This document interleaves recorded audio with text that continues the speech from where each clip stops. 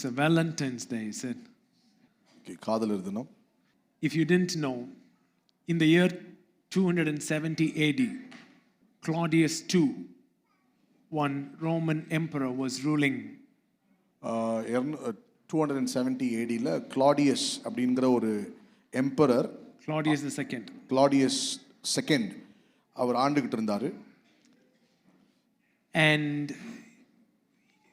he's a Roman emperor, he's a Caesar. அவர் வந்து ஒரு ரோம அரசரா இருந்தார், ராயனா இருந்தார். As a Caesar, he wants to expand. ஒரு ராயனா இருக்கிறதுனால அவருடைய எல்லையை இன்னும் பெரிதாக்க விரும்பினார். And he wants a lot of people enrolled in army. ராணுவத்துல ஏராளமான பேர் புதுசா சேரணும் அப்படின்னு விரும்பினார். He wants the youngsters enrolled in the army. குறிப்பா ராணுவத்துல வாலிபர்கள் சேரணும் அப்படின்னு விரும்பினார். So he wanted a free sex life for his youngsters, but he didn't want them to get married. அதாவது அந்த ராணுவத்தில் வர வாலிபர்கள் அவங்க எப்படி வேணா தங்களுடைய உல்லாச வாழ்க்கை, பாலியல் வாழ்க்கை நடத்திக்கலாம், ஆனா அவங்க திருமணம் பண்ணக்கூடாது அப்படின்னு அவர் நினைச்சார். Because Claudius too understood any man who is not married but just goes around having pleasure can be easily convinced to give his life in the army, but a man who is married and committed to his wife, it is difficult to enroll him in the army. Claudius என்ன நம்பினார் அப்படின்னா, ஒரு மனுஷன் திருமண ஒப்பந்தத்துக்குள்ள போகாம யார்கிட்ட வேணா எப்படி வேணா உல்லாசமா இருக்கலாம்னு சுத்தி திரியிறவன் ஈஸியா ராணுவத்தில் போய் தன்னுடைய உயிரை கொடுக்க முடியும். ஆனா ஒருத்திக்கிட்ட மட்டும் தன்னுடைய வாக்கை கொடுத்து உடன்படிக்கையில் உண்மையா இருந்து நேசிக்க ஒப்புக்கொண்டானா அவனுக்கு ராணுவத்தில் வந்து உயிரை விடுறது கஷ்டம் அப்படின்னு கிளாடியஸ் நம்பினார். Nation and patriotism was not his top value. His family was his top value for a married man. ஒரு திருமணமான மனுஷனுக்கு தேச அளவில் இருக்கிற காரியங்கள் முக்கியம் அல்ல, அவனுக்கு தன்னுடைய குடும்பம் தான் மிக முக்கியமானதாய் கருதப்பட்டது. If he goes out to war, he goes out to war to protect his family. ஒருவேளை அவன் யுத்தத்துக்கு போறான் அப்படின்னா தன் குடும்பத்தை பாதுகாக்கணும் என்கிற எண்ணத்தோடு தான் அவன் போவான். So he was very much against the concept of marriage. ஆகவே இந்த கிளாடியஸ் என்கிற இவர் ராயன் திருமணம் என்கிற இந்த அமைப்புக்கே ரொம்ப எதிராளியா இருந்தார். So there was this bishop called Saint Valentine. அந்த நாட்கள்ல செயின்ட் வேலண்டைன் அப்படின்னு சொல்லப்படுகிற ஒரு பிஷப் இருந்தார். Look at somebody say Valentine is a saint name da. பக்கத்துல பார்த்து சொல்லுங்க, வேலண்டைன்ன்றது ஒரு புனித ஒரு செயின்ட் உடைய பேரு. Like Saint Patrick, Saint Anthony, Saint Valentine. புரிஞ்சுதா? செயின்ட் ஆண்டனி, செயின்ட் பேட்ரிக் அப்படின்னு சொல்றது போல இவரும் Saint Valentine. So this Valentine, he would take these couples who wants to get married but the emperor is against marriage and bring them to his parish and get them married by biblical covenant. So இந்த Saint Valentine என்ன பண்ணுவார் அப்படின்னா, அரசர் திருமணத்துக்கு எதிராக இருக்கிறாரு, ஆகவே யாரெல்லாம் கணவன் மனைவியா சேர்ந்து வாழணும்னு விரும்புறாங்களோ அவர்களை கொண்டு வந்து வேதத்தின் அடிப்படையில் அவர்களுக்கு திருமணத்தை நடத்தி வைப்பார். So Saint Valentine was known for his commitment to biblical covenantal marriage while the emperor and the nation was against it, and he protected love in covenantal union and sex in the context of marriage. Therefore Valentine's Day was named after him. இந்த Valentine அவர் அரசர் இருக்கிற அந்த அவர் போட்டிருந்த சட்டத்திட்டங்களுக்கெல்லாம் எதிராக வந்து வேதத்தின் அடிப்படையில் வேதத்தின் கோட்பாடுகளுக்குள்ள திருமணம் எந்த அளவுக்கு முக்கியம், திருமணத்தின் உடன்படிக்கைக்குள்ளதான் பாலியல் இருக்கணும் என்பது, செக்ஸ் இருக்கணும் என்பது, உடலுறவு இருக்கணும் என்பதெல்லாம் மிக முக்கியப்படுத்தி மையப்படுத்தி அதை போதித்து நம்பி அதை செய்து வந்தார். ஆகவே அந்த மரியாதையின் நிமித்தம் வேலண்டைன் டே அப்படின்னு கொண்டாடப்படுது. Because ultimately he was killed on that charge that he is working against the emperor.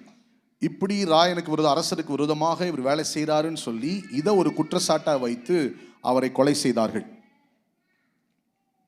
So as you celebrate Valentine, ஆகவே நீங்க காதலர் தினத்தை வேலண்டைன் டே கொண்டாடுகிற போது I want you to celebrate it knowing what you are celebrating. நீங்க என்ன கொண்டாடுறீங்க அப்படின்றத தெரிந்து கொண்டாடணும் அப்படின்னு நான் விரும்புறேன். We celebrate the self-giving love expressed in a covenantal union of sex within marriage. அதாவது உடலுறவு உடன்படிக்கையின் திருமணத்திற்குள்ளே தான் இருக்கிறது என்கிறத புரிதலோடு அதோடு கூட செய்யப்பட வேண்டிய ஒன்றா இருக்கிறது. That self-giving love is the Valentine, the love that we celebrate. நாம் கொண்டாடுகிற இந்த அன்பு தன்னலம் பார்க்காத சுயநலம் இல்லாத பிறர் சார்ந்த அன்பா இருக்கிறது. Happy Valentine's Day. ஆகவே இதை புரிந்து கொண்டு சொல்லுகிறேன், இனிய காதலர் தின நல்வாழ்த்துக்கள். Right? ஏடா ஏன் ஒரு மாதிரி தலையாடுற? நல்ல செய்தி தானே சொன்னேன். Okay good. We have a testimony. நமக்கு ஒரு சாட்சி இருக்கு. Yeah, I want Manova and Jesse to come. மனோவா ஜெஸ்ஸி ரெண்டு பேரும் வாங்க. So, yeah.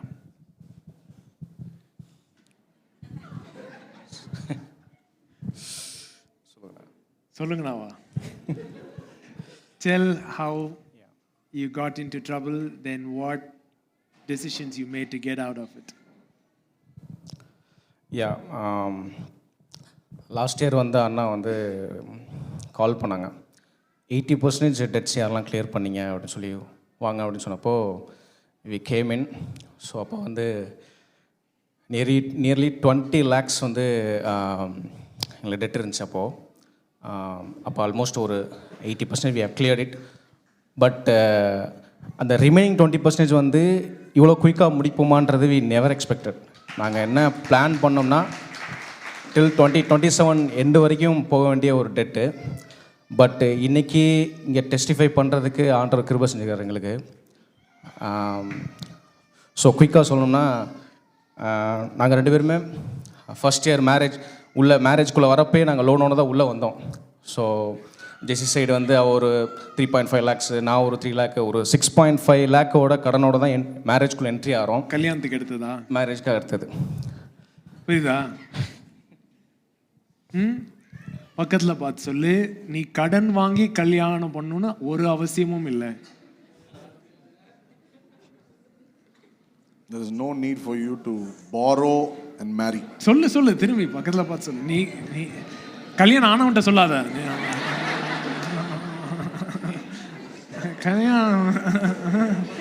கல்யாணம் ஆனவரை திரும்பி சொல்லிக்கிறான். நீ அடுத்த கல்யாணம் வந்து கடன் வாங்காம கடன் வாங்கி நீ பண்ணணும்னு ஒரு அவசியம் இல்லை. சிம்பிள் பட்ஜெட்டில் உனக்கு கல்யாணம் பண்ணி வைக்கிறதுக்கு ஒரு சென்ட் வேலண்டைன் இருக்காரு. அப்படியே காட்டு. You need not borrow and get into marriage. We have a Saint Valentine here who will solemnize your wedding, so you need not spend more money. Any budgetல wedding can be done.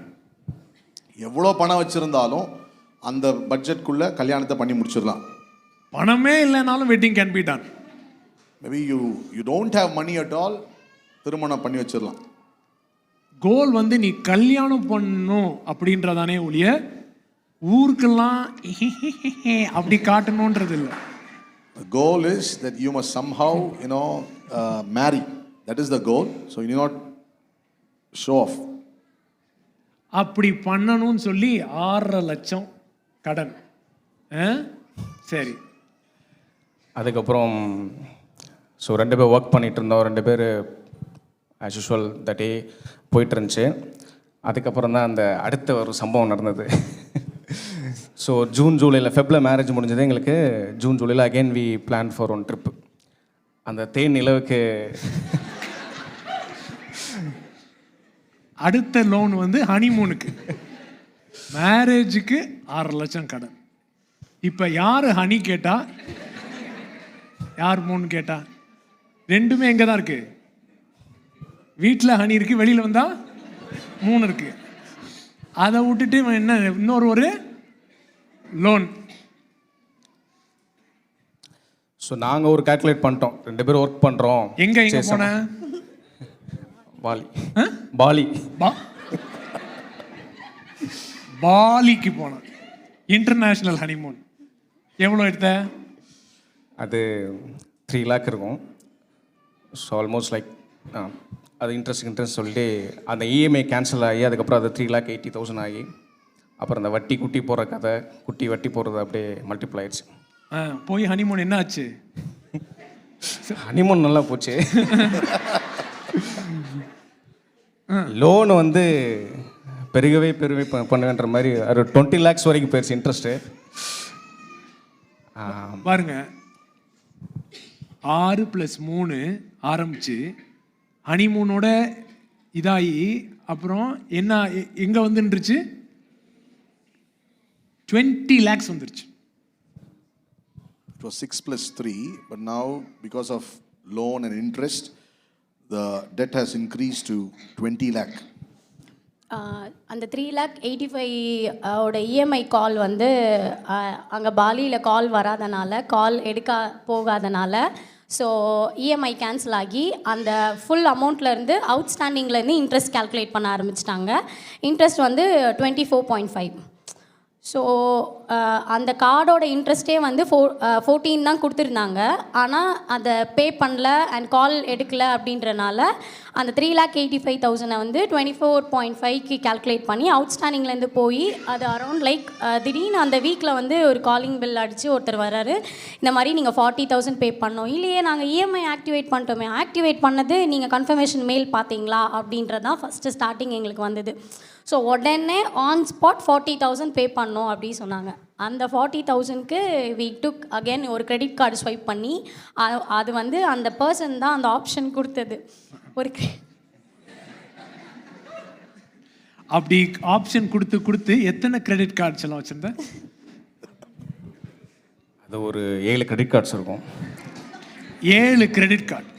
நீங்கள் இந்த அந்த payment இதெல்லாம் போய் drop டவுனில் எந்த bank வேணும் அப்படின்ற மாதிரி இருந்தாவன். So that's where we took that foolish decision. ஒரு கடன் அடைக்கிறதுக்காக இன்னொரு வாங்குறது, credit cards, apps, again loan top up, அந்த மாதிரி ஆகி அது பேர் என்ன கிடையாது, ஆப் கிடையாது, ஆப். ஸோ அப்போ தான் ரொம்ப ஸ்ட்ரகிளாக இருந்துச்சு அந்த டைமில். எப்படி வந்து இது, ஆனால் இந்த மாதிரி இப்படி கிரெடிட் கார்டு மேலே கிரெடிட் கார்டு வாங்கும் போது நீ யார்ட்டையுமே எதுவும் கேட்கவே இல்லை கவுன்சிலிங்? இல்லை, அந்த டைமில் ரொம்ப அப்போ எதுவுமே எந்த ஹெல்ப்புன்னு வந்து கேட்கல. நாங்கள் மேனேஜ் பண்ணிக்கலாம். ஏன் கேட்கல? அந்த டைமில் ஷார்ட் அவுட் பண்ணிக்கணும், பட் அந்த டைமில் அது கேட்கல. இதான் ஏன் கேட்கலன்னு தான் கேட்குறேன். ஷேம் ஆயிரும், ஜட்ஜ் பண்ணிடுவாங்க. புரியுதா? என்னது வெளியில் தெரிஞ்சால் என்ன பண்ணிடுவாங்க? நம்மளை ஜட்ஜ் பண்ணிடுவாங்க. நம்மளே மேனேஜ் பண்ணிக்கலாம். Whenever you try to pull yourself up by your own bootstrap, you never come out. Be it sexual struggle or financial struggle, both has the same pattern. Shame takes you deeper. Sexual ஸ்ட்ரகிளாக இருக்கலாம், இல்லை பொருளாதார நெருக்கடிகளாக இருக்கலாம். வெளியே சொன்னால் தெரிஞ்சிடும், அசிங்கமாயிடும், நம்மளை பற்றி என்ன நினைப்பாங்க, நம்மளை ஏதாவது நினச்சி நம்மளை நியாயம் தீர்த்துருவாங்களோ என்கிற அந்த பயத்தில் நீங்கள் இருக்கும்போது அது இன்னும் ஆழமாக தான் உங்களை கொண்டு போகும். It takes you deeper every time, both sexually and financially. Whoever is maintaining it as a secret goes deeper. யாரெல்லாம் அதை ரகசியமாக வச்சுக்கலாம் அப்படின்னு சொல்லி சீக்ரெட்டாக ரகசியமாக வச்சுக்கிறாங்களோ அது பாலியல் ரீதியாக இருக்கலாம் அல்லது பொருளாதார ரீதியாக இருக்கலாம், ரெண்டுமே இன்னும் ஆழத்துக்குள்ளே கொண்டு போயிட்டே இருக்கும்.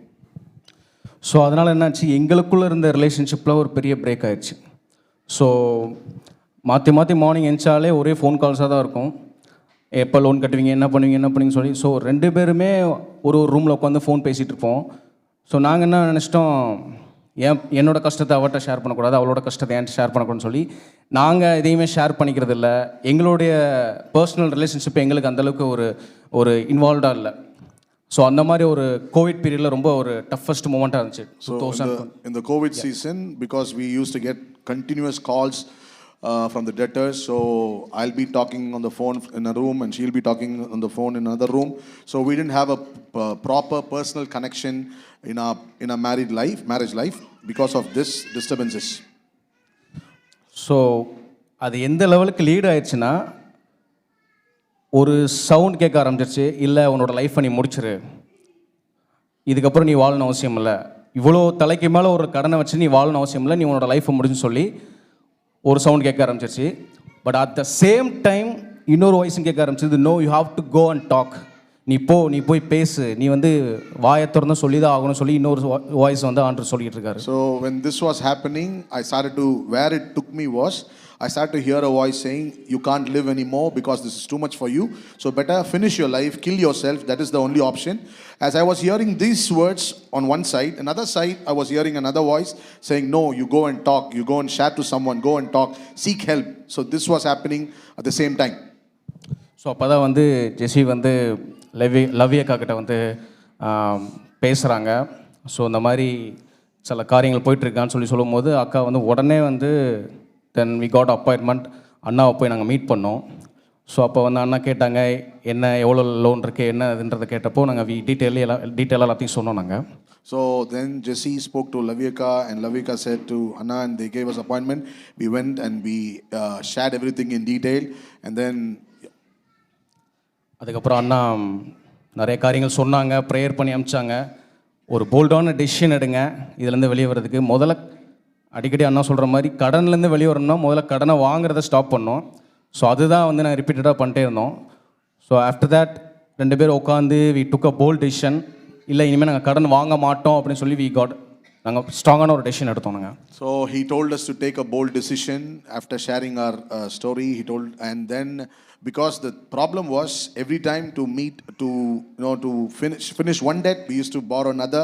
So this was going on. So Anna used to tell, if you want to come out of debt, first decision what you must take is, hereafter I won't borrow. So see, you are in a pit நீங்க ஏற்கனவே ஒரு குழியில இருக்கீங்க and you want to come out. இப்போ நீங்க வெளிய வரணும்னு நினைக்கிறீங்க. And the logic that people tell is, I dig so that I can come out. ஜனங்க மற்றவங்க என்ன சொல்கிறாங்க அப்படின்னா, நான் வெளியே வரணும்னா நான் இன்னும் நோண்டிட்டு அப்புறம் வெளியே வந்துடுவேன் அப்படின்னு நினைக்கிறான். No, digging takes you deeper. நீங்கள் இருக்கிற குழியிலிருந்து இன்னும் நோண்டுவீங்கன்னா இன்னும் உங்களை அது ஆழமாக கொண்டு போகும். You have to say, if I don't eat, I don't eat. If I sleep on the road, I sleep on the road. But I'm not going to borrow. The moment you take that decision, you would start seeing things change. சாப்பிடலனாலும் பரவாயில்ல, சாப்பிடாமையே இருப்பேன், ஒருவேளை ரோட்டில் தூங்கினாலும் பரவாயில்ல, ரோட்டில் கூட தூங்குவேன், ஆனால் மற்றவங்க கிட்ட கடன் வாங்க மாட்டேன், காசு கேட்க மாட்டேன் அப்படிங்கிற ஒரு முடிவு நீங்கள் பண்ணியே ஆகணும். Which year did you take that decision? 2020. 2020 you took that decision. 2020 அந்த தீர்மானத்தை நான் எடுத்தேன். And then I thank God for the community we have. So couples வந்தாங்க, சில கப்புள்ஸ் காடி மர்சி, டேனி ஜபராஜ் அண்ட் ஜெசிகாலாம் வந்து அந்த டைமில் என் கூட வந்து என் கூட ஜேர்னி பண்ணாங்க, என் கூட உட்காந்து பேசினாங்க. அப்போ வந்து உன் ஸ்டோரியை ஷேர் பண்ணு, உன்னோட ஸ்டோரியை ஷேர் பண்ணியா, உனக்கு சில ஊன்ஸ் இருக்கலாம், அதுலேருந்து ஹீலிங் ஆகணும், நீ ஸ்டோரி ஷேர் பண்ணப்போ நான் யோசிக்கிறேன், நான் ஸ்டோரி ஷேர் பண்ணுறேன், நான் ஃபினான்ஸ்லேருந்து டெட்லேருந்து வெளியேறதுக்கு என்ன சம்மந்தம்னு சொல்லி எனக்கு ரொம்ப கன்ஃபியூஸாக இருந்துச்சு. பட் அங்கே ஸ்டோரி ஷேர் பண்ணுற ஒரு ஹீலிங் நடக்குது, அந்த ஹீலிங்கில் ஒரு பிரேக் த்ரூ இருக்குன்றது அப்போ எனக்கு தெரியல. பட் அது ஆஃப்டர் தேட் நான் ஸ்டோரி ஷேர் பண்ணக்கப்புறம் வந்து நிறைய சேஞ்சஸ் என்னால் பார்க்க முடிஞ்சது. At that moment, when we were going through this, Gaudi Mercy and Danny Jessica, they came and they started to journey with us, and they told that if you must share your story, so that there must be some hidden wounds inside of you, so you must share your story, so when you get healed automatically things will change. So I was thinking, if I share my story, what is the connection between my story and my finances for me to come out of debt right now? But I obeyed and I started to do that. Because this connection is a source of every dimension of your life, including your finances. அதாவது கணவன் மனைவி என்கிற இந்த இணைப்பு உங்களுடைய வாழ்க்கையினுடைய எல்லா பரிமாணங்கள், எல்லா கோணங்களையும் இணைக்கிறதா இருக்கு. அதுல பொருளாதாரமும் சேர்ந்திருக்கு. It's not bifurcated. It's not separate. இது தனி, இதுல இருந்து தனியா அப்படி எதுவும் இல்லை. You want to fix any area of your life, you begin by fixing this. உங்க வாழ்க்கையில் இருக்கிற எந்த பகுதியை நீங்க சரி செய்யணும்னு விரும்பினாலும் முதல்ல நீங்க பண்ண வேண்டியது இங்கிருந்து ஆரம்பிக்கிறது தான். அண்ட் தென் அந்த டெசிஷனில் வி ஸ்டுட். அப்போ என்னவாக இருந்தாலும் சரி, வி மேட் 4 திங்ஸ். அதை நான் குயிக்காக சொல்லிடுறேன். அது bold decision and your commitment and accountability and இந்த த்ரீ திங்ஸ். அந்த டெசிஷனில் நிற்கிறோம். நம்மளோட கமிட்மெண்ட்ஸ் எப்படி, நம்ம எப்படி ப்ரையாரிட்டைஸ் பண்ணுறோம் திங்ஸை, எவ்வளோ செலவு பண்ணுறோம், என்ன செலவு பண்ணுறோம், எல்லாத்தையுமே நாங்கள் பட்ஜெட் போட ஆரம்பித்தோம். எக்ஸ்பென்ஸ் பண்ணுறதோ எது பண்ணுறதோ எல்லாத்தையுமே நாங்கள் ஸ்டாப் பண்ணிட்டோம். ஈவன் ஆன்லைனில் ஆர்டர் பண்ணுறது, ஃபுட்டு ஆர்டர் பண்ணுறது, வீட்டில் பட்ஜெட் பார்க்குறது, எக்ஸ்பென்சஸ் எல்லாமே வந்து கட் டவுன் பண்ணிட்டோம். Like what were the main, some of the things that you remember that was very difficult but we said no to that kind of a thing? இப்போ ஏதாவது function போகிறோம், marriage போகிறோம், அந்த மாதிரி காரியங்களாம் போகவே மாட்டோம். ஈவன் ஏதாவது ஒரு டே, ஒரு ஸ்பெஷல் டே ஆனால் கூட ஓகே ட்ரெஸ் எடுக்கிறதெல்லாம் ஸ்டாப் பண்ணிட்டோம் நாங்கள். சம்டைம் வந்து ஆசையாக இருக்கும் அது சாப்பிடணும் அப்படின்னு. பட் ஆனால் ஆன்லைனில் தான் ஆர்டர் பண்ண முடியும். அந்த பீரியடில் வந்து ஆன்லைனில் மாத்திரம் தான் டெலிவரி. ஆனால் இல்லை பரவாயில்ல, எனக்கு நீங்கள் வந்து 2021 ஒரு சர்வீஸ் அப்போது ஒரு சொல்லியிருக்கீங்க, காசு இல்லைன்னா பட்னியாக கடை, காசு இல்லைன்னா அது வாங்கணும்னு உனக்கு வந்து அந்த எண்ணம் கூட வரக்கூடாது அப்படின்னு நீங்கள் சொல்லியிருக்கீங்க.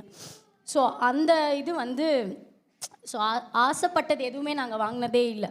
ஸோ அந்த 4 இயர்ஸ் ட்ரெஸ் எடுக்கிறதா இருந்தாலும் சரி, எங்கன்னா வெளியே போகிறதா இருந்தாலும் சரி, ரெஸ்டாரண்ட், ஃபுட்டு, எதுவுமே எந்த இதுவுமே இப்போ ஒரு வாங்கணுன்னா கூட அதை வாங்க மாட்டோம். Will save in card. என்னைக்காவது ஒரு நாள் இது இம்பார்ட்டன்ட், இது வாங்கணுன்னா சேவ் பண்ணி வச்சுப்போமே, கார்ட்டில் சேவ் பண்ணிப்போமே தவிர. ஜொமேட்டோ க்ளோஸ் பண்ணி 4 இயர்ஸ் ஆகுது. நாங்கள் ஜொமேட்டோ யூஸ் பண்ண மாட்டோம். ஃப்ரெண்ட்ஸ்க்காக யூஸ் பண்ணி ஆர்டர் பண்ணுவோமே தவிர, அதுவுமே எங்களுக்கு இல்லை, அவங்க வீட்டுக்கு ஆர்டர் பண்ணி கொடுப்போம் அப்படி தான் தவிர Zomato we haven't use for the last 4 years. And Swiggy, Zepto online ஆர்டர்ஸே நாங்கள் எடுத்ததில்லை. So that tenacity, from where did you get that tenacity to hold on when things are going so difficult? What was the conviction? What was the input from the word that made you do it? இந்த 2020 வந்துட்டு praise promise word for the year. So we took that word. அந்த வேர்டை தான் வந்து everyday morning எழுந்திரிச்சு brush பண்ணுறோமோ இல்லையே எழுந்திரிச்சு மார்னிங் உட்காந்து இதை கன்ஃபஸ் பண்ண ஆரம்பிப்போம், மெடிடேட் பண்ண ஆரம்பிப்போம் 2 பேருமே. After the decision we took, அந்த கன்ஃபஷன்ஸை உட்காந்து எங்களோட நேம் அதில் போட்டு மாற்றி 2 பேரும் கன்ஃபர்ஸ் பண்ண ஆரம்பித்தோம். ஸோ தட்ஸ் வேர் எங்களுக்கு கொஞ்சம் கொஞ்சமாக சில சீட்ஸ் வர ஆரம்பிச்சது, பிரேக் த்ரூ உண்டாக ஆரம்பிச்சது, சேலரியில் ஒரு இன்க்ரிமெண்ட் உண்டாக ஆரம்பிச்சது, அப்புறம் ப்ரொமோஷன் கிடைக்க ஆரம்பிச்சது. ஸோ அப்புறம் அண்ணா சொன்னாங்க, ஃபஸ்ட்டு சின்ன லோன்ஸ் எல்லாம் கிளியர் பண்ணுங்கள், குட்டி கார்ட்ஸு, குட்டி அப்ளிகேஷன்ஸ் கொஞ்சம் கொஞ்சமாக கிளியர் பண்ணி அப்படியே பிக் டிக்கெட் வாங்க அப்படின்ற மாதிரி சொன்னாங்க. ஸோ அதுக்கப்புறம் தான் வந்து கார்ட்ஸை ஒவ்வொன்றா க்ளோஸ் பண்ண ஆரம்பித்தோம். கிரெடிட் கார்ட்ஸை வந்து ஒவ்வொரு கார்டையும் க்ளோஸ் பண்ண அந்த கார்டை கட் பண்ணிட்டு இன்டிமேட் அண்ணன்ட்ட சொல்லுவோம். ஒவ்வொரு லோன் அந்த மாதிரி தான் அப்படியே கொண்டு வர ஆரம்பித்தோம். ஃபைனலாக பர்சனல் லோன், அந்த லோனையுமே வந்து எப்படி கிளியர் பண்ணோம்னா, லாஸ்ட் இயர் லைஃப் கான்ஃபரன்ஸ் நடந்தது. ஸோ அப்போ வரைக்குமே எங்களுக்கு எந்த ஐடியாவும் இல்லை, எந்த பிளானுமே இல்லை. நாங்கள் வந்து 27 வரைக்கும் தான் போகிறோம்னு சொல்லி லைஃப் கான்ஃபரன்ஸில் வந்துட்டு எங்களுக்குள்ளே ஒரு உந்துதல், நம்ம ஏதாவது வந்து ஷோ பண்ணி ஆகணும் அப்படின்னு சொல்லி. பட் ஆக்சுவலி ப்ராக்டிகலி பார்த்தா எல்லாமே கமிட்டடாக இருக்குது, எல்லாமே இந்த மந்த்துக்கு என்ன பண்ணுமோ தான் அந்த மாதிரி தான் இருந்துச்சு. பட் ஆனால் இல்லை, நம்ம something we have to show அப்படின்னு சொல்லி வி டுக் அ டெசிஷன். நாங்கள் கொடுத்தது வந்து ரொம்ப கம்மி தான், ஒரு அமௌண்ட் ஆஃபர் பண்ணோம், 5,000 நாங்கள் வந்து ஷோ பண்ணோம். பட் அதுக்கப்புறம் tremendous change, tremendous breakthrough. Jesse work stop பண்ணி So life conference you were still in debt, but that was the first step of faith that you took to sow 5,000. Yeah, yes. அதுக்கு முன்னாடி வந்து நீங்கள் வந்து seat பற்றி பேசுனீங்க, தி blessing பற்றி பேசுனீங்க. அப்போ அந்த தி பிளெஸ்ஸிங் பற்றி பேசும்போது 2019 சித்தலப்பாக்கம் சர்வீஸில் வந்து நீங்கள் தி பிளெஸ்ஸிங் பேசுனீங்க. அப்போவே ஆனால் நாங்கள் கடனில் தான் இருந்தோம். ஆனால் இவ்வளோ பெரிய கடனில் இல்லை, கொஞ்சம் கடனில் தான். அந்த ஆசீர்வாதத்தை நான் எப்போ நான் சுகந்தரிப்போம், எப்போ நாங்கள் சுகந்தரிப்போம் அப்படின்னு எப்போவுமே அது நாங்கள் வந்து கேட்டுகிட்டே இருப்போம். ஆனால் நம்ம கேட்குறதில்ல, ஆல்ரெடி ஆசீர்வாதம் எங்ககிட்ட தான் இருக்குது. வி ஹாவ் டு டேக், நம்ம டெசிஷன் எடுத்தால் தான் அந்த ஆசீர்வாதம் உன் கண்ணே தெரியுன்றது நீங்கள் சொல்லும் போது தான், அப்புறம் தான் அந்த டெசிஷன் எடுத்ததுலேருந்து ஒவ்வொரு வாட்டியும் ஃப்ரம் ஆகஸ்ட்லேருந்து அந்த பரேஸோட அந்த கன்ஃபெஷனை நாங்கள் ஒரு 2.5 இயர்ஸ் அதை டெய்லி மார்னிங் மெடிடேட் பண்ணிட்டே இருந்தோம். ஒவ்வொரு வாட்டியும் என்ன பண்ணுறோமோ இல்லையோ அது பண்ணுவோம். அது பண்ண பண்ண 2.5 years you stuck to one confession every day.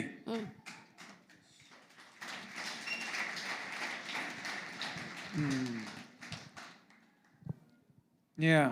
அதுக்கப்புறம் ஒவ்வொரு கார்ட்ஸில் இருந்து அதிகாரி கண்களில் தயவை காட்டுவேன் அப்படின்னு நீங்கள் சொன்ன மாதிரி ஒவ்வொரு கார்டில் இருந்தும் எங்களுக்கு waiver. So yeah, out of the 20 lakhs, how much of approximately, I don't know whether you have calculated it that way, how much got waived off without? almost like 30 lakhs. No, all together 30.2 கடன். ஆனால் 10 lakh to Around 10 lakhs got waived off. Out of the 30 lakh loan, 10 lakh got waived off through favor. They got 10 lakh wiped out, and remaining 20 you paid. And what happened after life conference? Life கான்ஃபரன்ஸில் Mike பக்கத்துல. Life கான்ஃபரன்ஸில் seed sow பண்ணதுக்கப்புறம் வேறு ஒருத்தவங்க கிட்ட இருந்து கால் வந்தது. கால் வந்து அவங்க சொன்னாங்க, நீங்கள் வந்து இந்த லோன் க்ளோஸ் பண்ணுங்கள், we will give interest. ஏன்னா அந்த லோன் வந்து அரௌண்ட் லைக் 2029 வரைக்கும் போகும் அந்த லோன். ஸோ நாங்கள் ஒரு முட்டாள்தனமாக இன்னொரு காரியம் என்ன பண்ணோன்னா, மொரட்டாரியம் ஆக்டிவேட் பண்ணோம். ஒரு 6 month EMI பே பண்ணாமல் இருந்திருந்தால் அது மொரட்டாரியம்ன்ற ஒரு ஸ்கீம் அண்ணா, அது வந்து ஆக்டிவேட் பண்ணோன்னா நம்ம லோன் வந்து ஒரு 6 month EMI மட்டும் கால்குலேட் கட்டாமல் இருக்கலாம். ஆனால் அது என்ன பண்ணிட்டாங்கன்னா, கெட்டாமல் இருந்ததுக்கு 3/4 double the interest, also tenure extend பண்ணிட்டாங்க. அப்போது எக்ஸ்டெண்ட் பண்ணனால ஹெச்டிஎஃப்சியோட லோன், 2 பேரோட ஹெச்டிஎஃப்சி லோனோட இயர் எண்டு வந்து 2029 வரைக்கும், நவம்பர் வரைக்கும் நாங்கள் பே பண்ணணும். பட் ஆனால் அந்த ஒரு பர்சன் வந்து கால் பண்ணி, இல்லை நீங்கள் வந்து நான் உங்களுக்கு பே பண்ணுறேன், நீங்கள் முதல்ல அந்த லோனை அடைச்சிடுங்க, என்கிட்ட நீங்கள் மந்த்லி கட்டுங்க அப்படின்னு சொன்னாங்க. ஸோ அந்த மாதிரி அந்த அமௌண்ட்டை வந்து வாங்கி அந்த லோன்லேயுமே எங்களுக்கு வேவர் தான். அரௌண்ட் லைக் 2.40,000 எங்களுக்கு வேவர் ஆச்சு அந்த லோனில். So then what happened? Recently, these 2 months after. Yeah. So திடீர்னு ஜெனி ஒர்க் பண்ணுற அந்த கம்பெனியில் கால் பண்ணி, உங்களுக்கு செட்டில்மெண்ட்லாம் ஒன்றும் கிளியர் பண்ணாமல் இருக்குது, உங்களோட சேலரி பெண்டிங் சேலரியும் செட்டில்மெண்ட்டும் வந்து ஒரு 70,000 இருக்குது, ஸோ அதை வந்து உங்களுக்கு நான் ரிலீஸ் பண்ணுறோம், நீங்கள் உடனே வந்துட்டு உங்கள் அக்கௌண்ட் டீட்டெயில்ஸ் கொடுங்க, வி வில் ஷேர் அப்படின்ற மாதிரி சொல்லிட்டாங்க. வித்தின் த சேம் டேலே வந்து இன்ஃபர்மேஷன் கொடுத்ததுமே அன்றைக்கே கிரெடிட் ஆயிடுச்சு. நான் வந்து டேக்ஸ் ரீஃபண்டுக்கு கிளைம் போட்டிருந்தேன், எனக்கு வரவே இல்லை. நியர்லி லைக் 4 months எனக்கு வரவே இல்லை. அதுலேருந்து ஒரு 70,000 வர ஆரம்பிச்சது. நியர்லி லைக் அந்த டிசம்பர் மந்த் மட்டும் ஒரு 2 lakhs வந்து அந்த லோனை கிளியர் பண்ணுறதுக்கு ஆண்டர் வந்து கிருபை செஞ்சார். paid it off. And then friends சைட்லேருந்து ஒரு 30,000 லாஸ்ட்டாக இருந்துச்சு. ஸோ அதையுமே வந்து இந்த ஃபெப்ரில் வந்து வி கிளியர்ட் இட். ஸோ மேரேஜில் வந்து கடனோட நாங்கள் ஸ்டெப்பின் பண்ணோம். பட் போன 7th தான் எங்களோட 7th மேரேஜ் டே. ஸோ அப்போ வந்து எல்லா லோனையுமே கிளியர் பண்ணி நிற்கிறதுக்கு ஆண்டர் உதவி செஞ்சார்.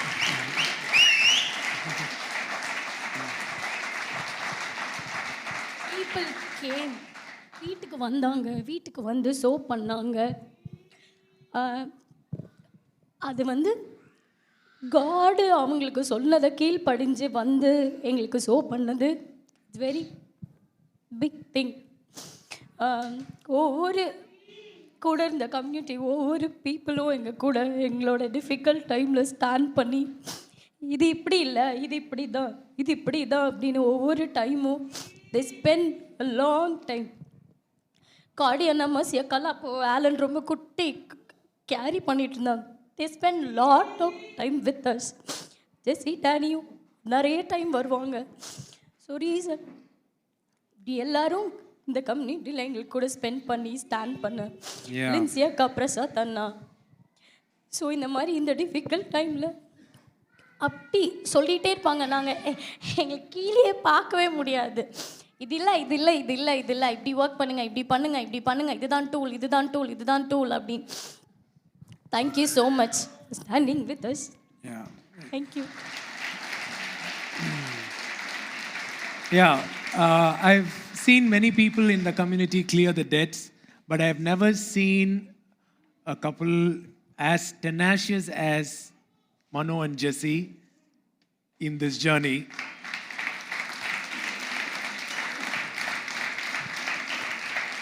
And so every time I would tell him, Da, you clear, we will celebrate that day.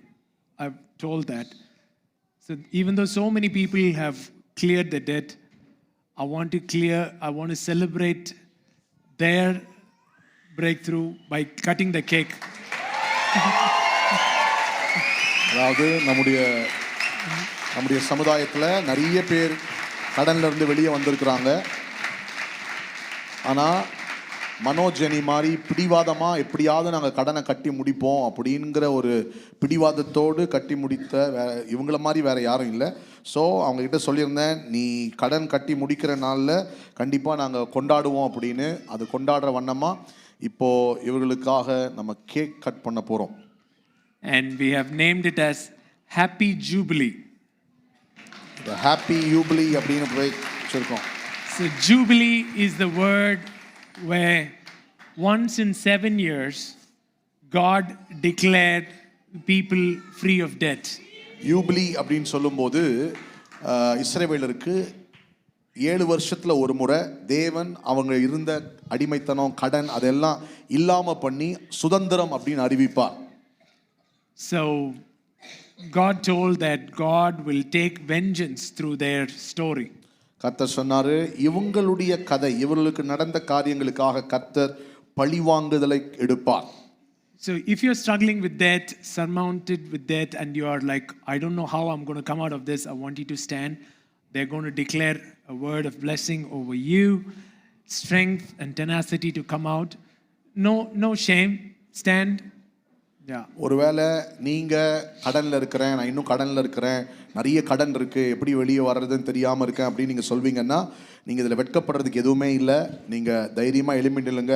அவர்கள் உங்கள் மேலே ஒரு ஆசீர்வாதமான வார்த்தையை இப்போது அறிக்கை செய்வாங்க. Daddy, thank you, Father. Thank you. Daddy, we speak the blessing to everyone, Father. நிறைய ஆசீர்வாதத்தின் கரம் ஒவ்வொரு மீது இருக்கட்டும். Whatever situation they may be, I speak strength, I speak boldness, I speak courage to come out of the debt. வெளியே வர்றதுக்கு அவங்களுக்கு போதுமான திராணியை பலத்தை நீ கொடுத்ததுக்காக நன்றி. Thank you, Daddy. We call not only the people standing here, we call the debt-free community in this church. We call the debt-free church like never before. Everyone who are standing here, let them testify in the name of Jesus, Father. Amen. Amen. So we're going to sing, We Are Glad God Freed You. Okay? We are glad God freed you. We are glad God freed you. We are so glad God freed you. Happy Jubilee to you.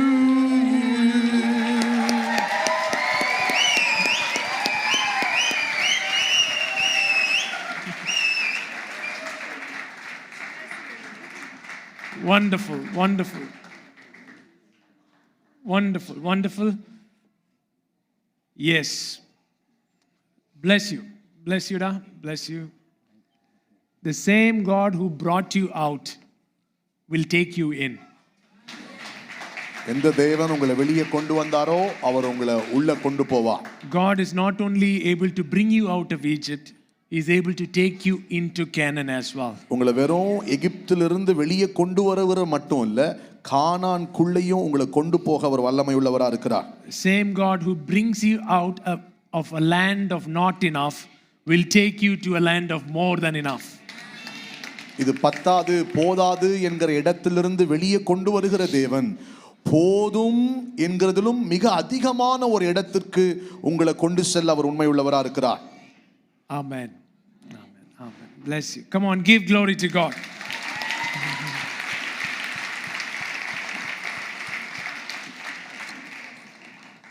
There are a lot more people, couples who helped them.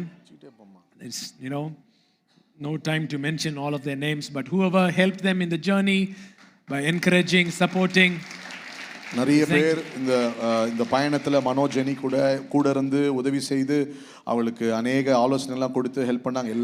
எல்லாருக்கும் நன்றி தெரிவிக்கிறோம். Wonderful. So happy. Yeah.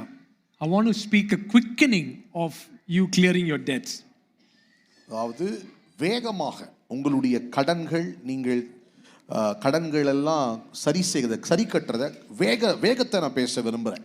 They were thinking 2027, 2029, all those things, but it happened. அவங்க 2027 வரைக்கும் போகும், 29 வரைக்கும் போகும் அப்படியெல்லாம் நினச்சிக்கிட்டு இருந்தாங்க. ஆனால் அது இப்போ செய்து முடிந்தது.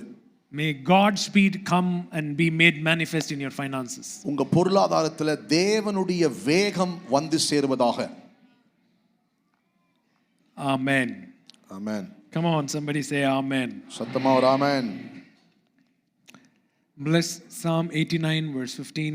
Blessed are the people who know the joyful sound. They walk, O Lord, in the light of your countenance. In your name they rejoice all day long, and in your righteousness they are exalted.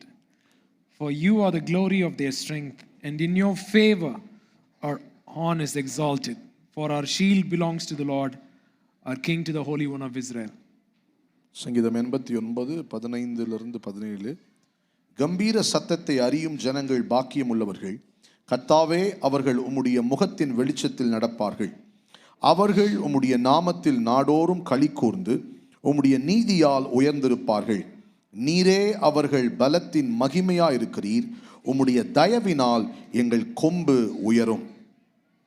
Come on, verse 17, everyone together. நீரே அவர்கள் பலத்தின் மகிமை. For you are the glory of their strength, and in your favor our horn is exalted. நீரே அவர்கள் பலத்தின் மகிமையாயிருக்கிறீர். உம்முடைய தயவினால் எங்கள் கொம்பு உயரும். So we spoke about the honor of blessing. ஆசீர்வாதத்தினுடைய கனத்தை குறித்து பேசினோம். Horn of blessing. ஆசீர்வாத கொம்பை குறித்து பேசினோம். Then horn of favor. தயையின் கொம்பை குறித்து பேசினோம். There is much to expand on all those things. அதிலேயே இன்னும் அதிகமா பேசுறதுக்கு நிறைய இருக்கு. But I want to cover a few things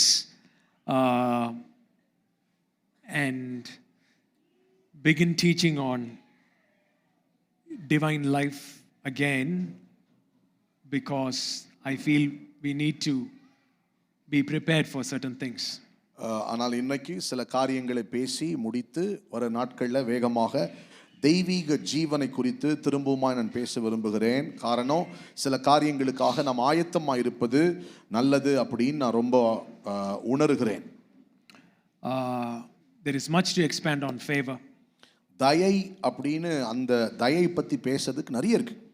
I said the horn of blessing is connected to horn of favor. ஆசீர்வாதத்தின் கொம்பு தயையின் கொம்போடு இணைந்திருக்கிறது. And horn of favor is connected to horn of glory. தயையின் கொம்பு மகிமையின் கொம்புக்கு இணைக்கப்பட்டிருக்கிறது. For you are the glory of their strength, and in your favor our horn is exalted. நீரே அவர்கள் பலத்தின் மகிமையா இருக்கிறீர். உம்முடைய தயவினால் எங்கள் கொம்பு உயரும். God wants to lift up your horn of glory. உங்க மகிமையின் கொம்பை தேவன் உயர்த்த விரும்புகிறார். There is a verse in the Bible which talks about the scenario in which Moses waited upon the mountain for 40 days and nights to receive the law from God. வேதாகமத்தில் மோசே பர்வதத்தின் மேலாக 40 பகல் 40 இரவு கர்த்தரிடத்திலிருந்து நியாயப்பிரமாணத்தை பெற்றுக்கொள்வதற்காக காத்திருந்த அந்த பகுதி நமக்கு தெரியும். It comes in Exodus 34. அது யாத்திராகமம் 34வது அதிகாரத்தில் வருகிறது. And in verse 29. 29வது வசனம். It says, now it was so when Moses came down from Mount Sinai, and the 2 tablets of the testimony were in Moses' hand. When he came down from mountain, Moses did not know that the skin of his face shone while he talked with him. மோசே சாட்சி பலகைகள் இரண்டையும் தன் கையில் எடுத்துக்கொண்டு சீனாய் மலையிலிருந்து இறங்குகிற போது தன்னோடே அவர் பேசினதினாலே தன் முகம் பிரகாசித்திருப்பதை அவன் அறியாதிருந்தான். Because you speak with God, because of you spending time with God, there is a particular horn that is raised that is called the horn of glory.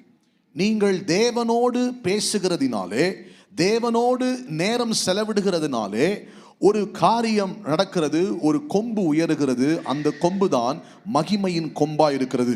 This horn is not exalted any other way. இந்த கொம்பு வேறு எந்த ஒரு விதத்திலும் வழியிலும் உயர்த்தப்படுகிறதில்லை. It is exalted only because you spend time face to face with God.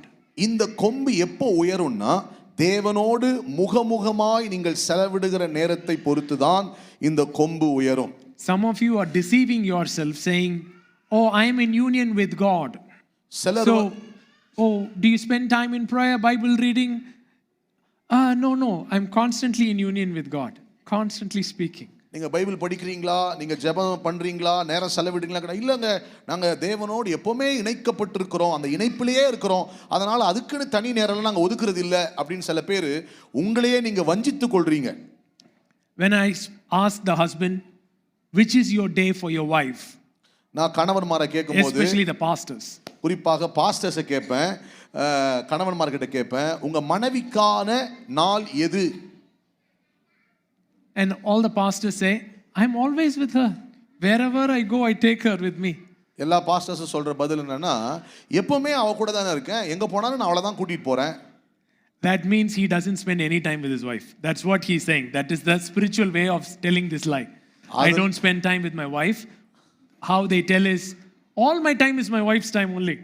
Any husband who says all my time is wife's time, mean wife has zero time.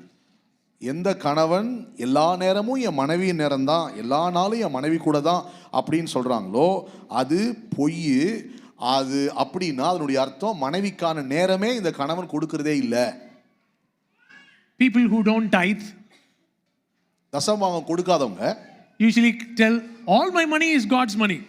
தசமபாகம் கொடுக்காத என்ன சொல்லுவாங்கன்னா, ஏங்க என்கிட்ட இருக்கிற எல்லா பணமே கர்த்தருடைய பணம் தாங்க. தெரிகிறது மன்னா. You know, when you can't do this, when you tell everything belongs to God, you're just deceiving yourself. இதை நீங்க செய்ய முடியாம இருக்கும்போது எல்லாமே கர்த்தருடையது தான் அப்படின்னு சொல்றீங்கன்னா நீங்க உங்களையே வஞ்சித்துக் கொள்றீங்க. The same way, you cannot be deceiving yourself saying, "Oh, I'm constantly with God, hearing God, speaking to God, but I don't spend time with God." You are just deceiving yourself. நான் அவருக்கெல்லாம் தனியாக டைம்லாம் கொடுக்கறது இல்லை, ஆனால் தொடர்ச்சியாக நான் அவரோடு கூட தான் இணைக்கப்பட்டிருக்கேன், நான் தொடர்ந்து அவரோடு தான் இருக்கிறேன், அப்படியே நான் கேட்பேன், அப்படியே இருப்பேன் அப்படின்னா நீங்கள் உங்களையே ஏமாற்றிக்கிட்டு இருக்கீங்க, வஞ்சித்து கொண்டிருக்கிறீங்க. Of the many things you misinterpreted the teachings of Jesudian, this is the main thing.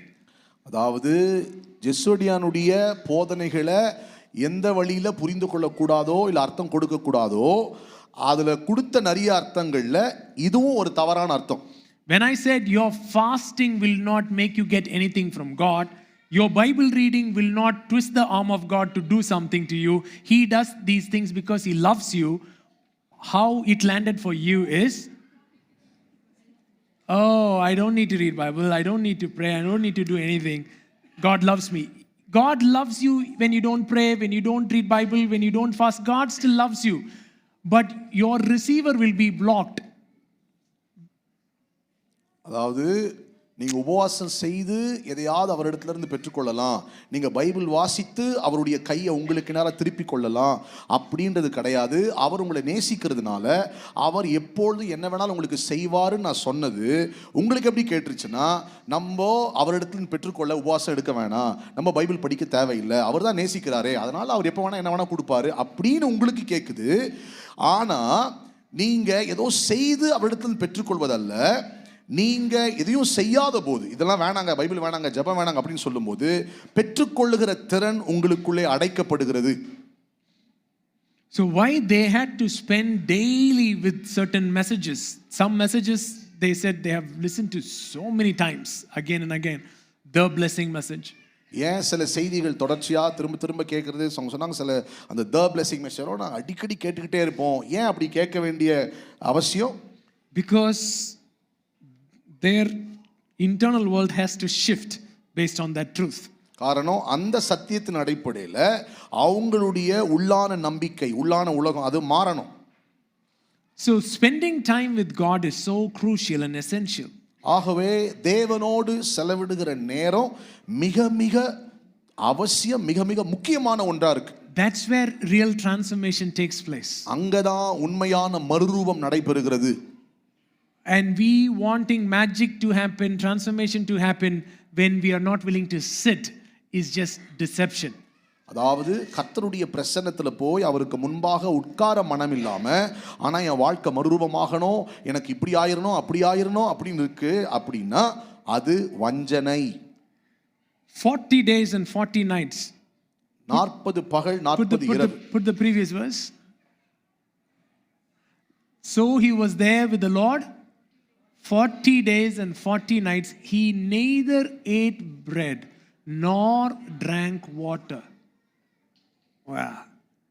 He was so caught up in the presence of God. He didn't need food. That's okay. And he didn't need water as well. தேவனுடைய பிரசன்னத்தினால் எந்த அளவுக்கு மோசே பிடிக்கப்பட்டிருந்தான் அப்படின்னா, ஏதோ சாப்பாடு இல்லாமல் இருந்தான் அப்படின்னா பரவாயில்ல, ஆனா தண்ணி கூட இல்லாம 40 நாள் மோசே பிரசன்னத்தில் இருந்தான். And he was able to climb up the mountain, climb down the mountain, then again climb up and climb down without all these things. சாப்பாடு இல்லாம தண்ணி இல்லாம அவனால மலை மேலே ஏற முடிஞ்சிச்சு, இறங்க முடிஞ்சிச்சு, திரும்பவும் ஏறி இறங்க முடிஞ்சது. நம்ம ஆட்கள் 3 days உண்ணாவிரதம் இருப்பானுங்க, அப்பயே படுத்து தான் இருப்பானுங்க, சைடில் ஜூஸ் வந்து நிற்கிறோம். 3 daysக்கே Our people, they used to fast for 3 days. People on the road, they'll be lying on the road and juices will be given. 40 days and 40 nights. 40 பகல் 40 இரவு. What I want you to know is in the next verse 29, the word shone, the word Hebrew word for shone, அதாவது அவனுடைய முகம் பிரகாசித்தது என்கிற அந்த பிரகாசிப்பு, அந்த வார்த்தை எபிரேய வார்த்தை actually is the Hebrew word for horn. அது எபிரேய வார்த்தையில கொம்புக்கு பயன்படுத்தப்படுற வார்த்தை அதுவே. And the earlier Greek translations of the Hebrew Bible, எபிரேய வேதாகமத்தினுடைய ஆதி கிரேக்க மொழியில மொழிபெயர்க்கப்பட்ட மொழிபெயர்ப்புகள், when they translated this verse, they translated that shown as horn. அவங்க மொழிபெயர்த்த போது அந்த வார்த்தையை அவர்கள் கொம்பு அப்படின்னு மொழிபெயர்த்தாங்க. So some of the earlier English versions, put that version, DRC 1752. It says, when Moses came down from the Mount Sinai, he held the 2 tables of testimony, and he knew not that his face was horned. He knew not that his face was horned from the conversation of the Lord. கர்த்தரோடு பேசின அந்த பேச்சுவார்த்தையில அவனுடைய முகம் கொம்பு உயர்த்தப்பட்டிருந்ததை மோசே அறியாமல் இருந்தான். So the earlier pictures, paintings, the church paintings, sculpture, what's that? Michelangelo, who is that guy? Huh? Okay, however you say that word, he has sculpted, and there are early church paintings. I want to show some things. Put the early church paintings. ஆதி கால சபையினுடைய வரைபடங்கள் அதெல்லாம் நீங்க பாத்தீங்கன்னா, no, the painting, yeah, remove the verse. See, this is how they depicted Moses with the horn. அதாவது அவங்க வரைஞ்சப்போ மோசேனுடைய முகத்தை கொம்பு வச்சு தான் வரைஞ்சிருக்காங்க. When he received the tablets, he came with a horn. அந்த கற்பலகைகளை அவன் பெற்றுக்கொண்ட போது மலைக்கீழிருந்து இறங்கி வரும்போது அது கொம்பு முளைத்து அவர் வருகிறார். So God is giving the tablets and Moses is having horn. தேவன் வந்து கற்பலகைகளை கொடுக்கிறாரு, மோசேக்கு அங்க கொம்பு முளைத்து இருக்கிறது.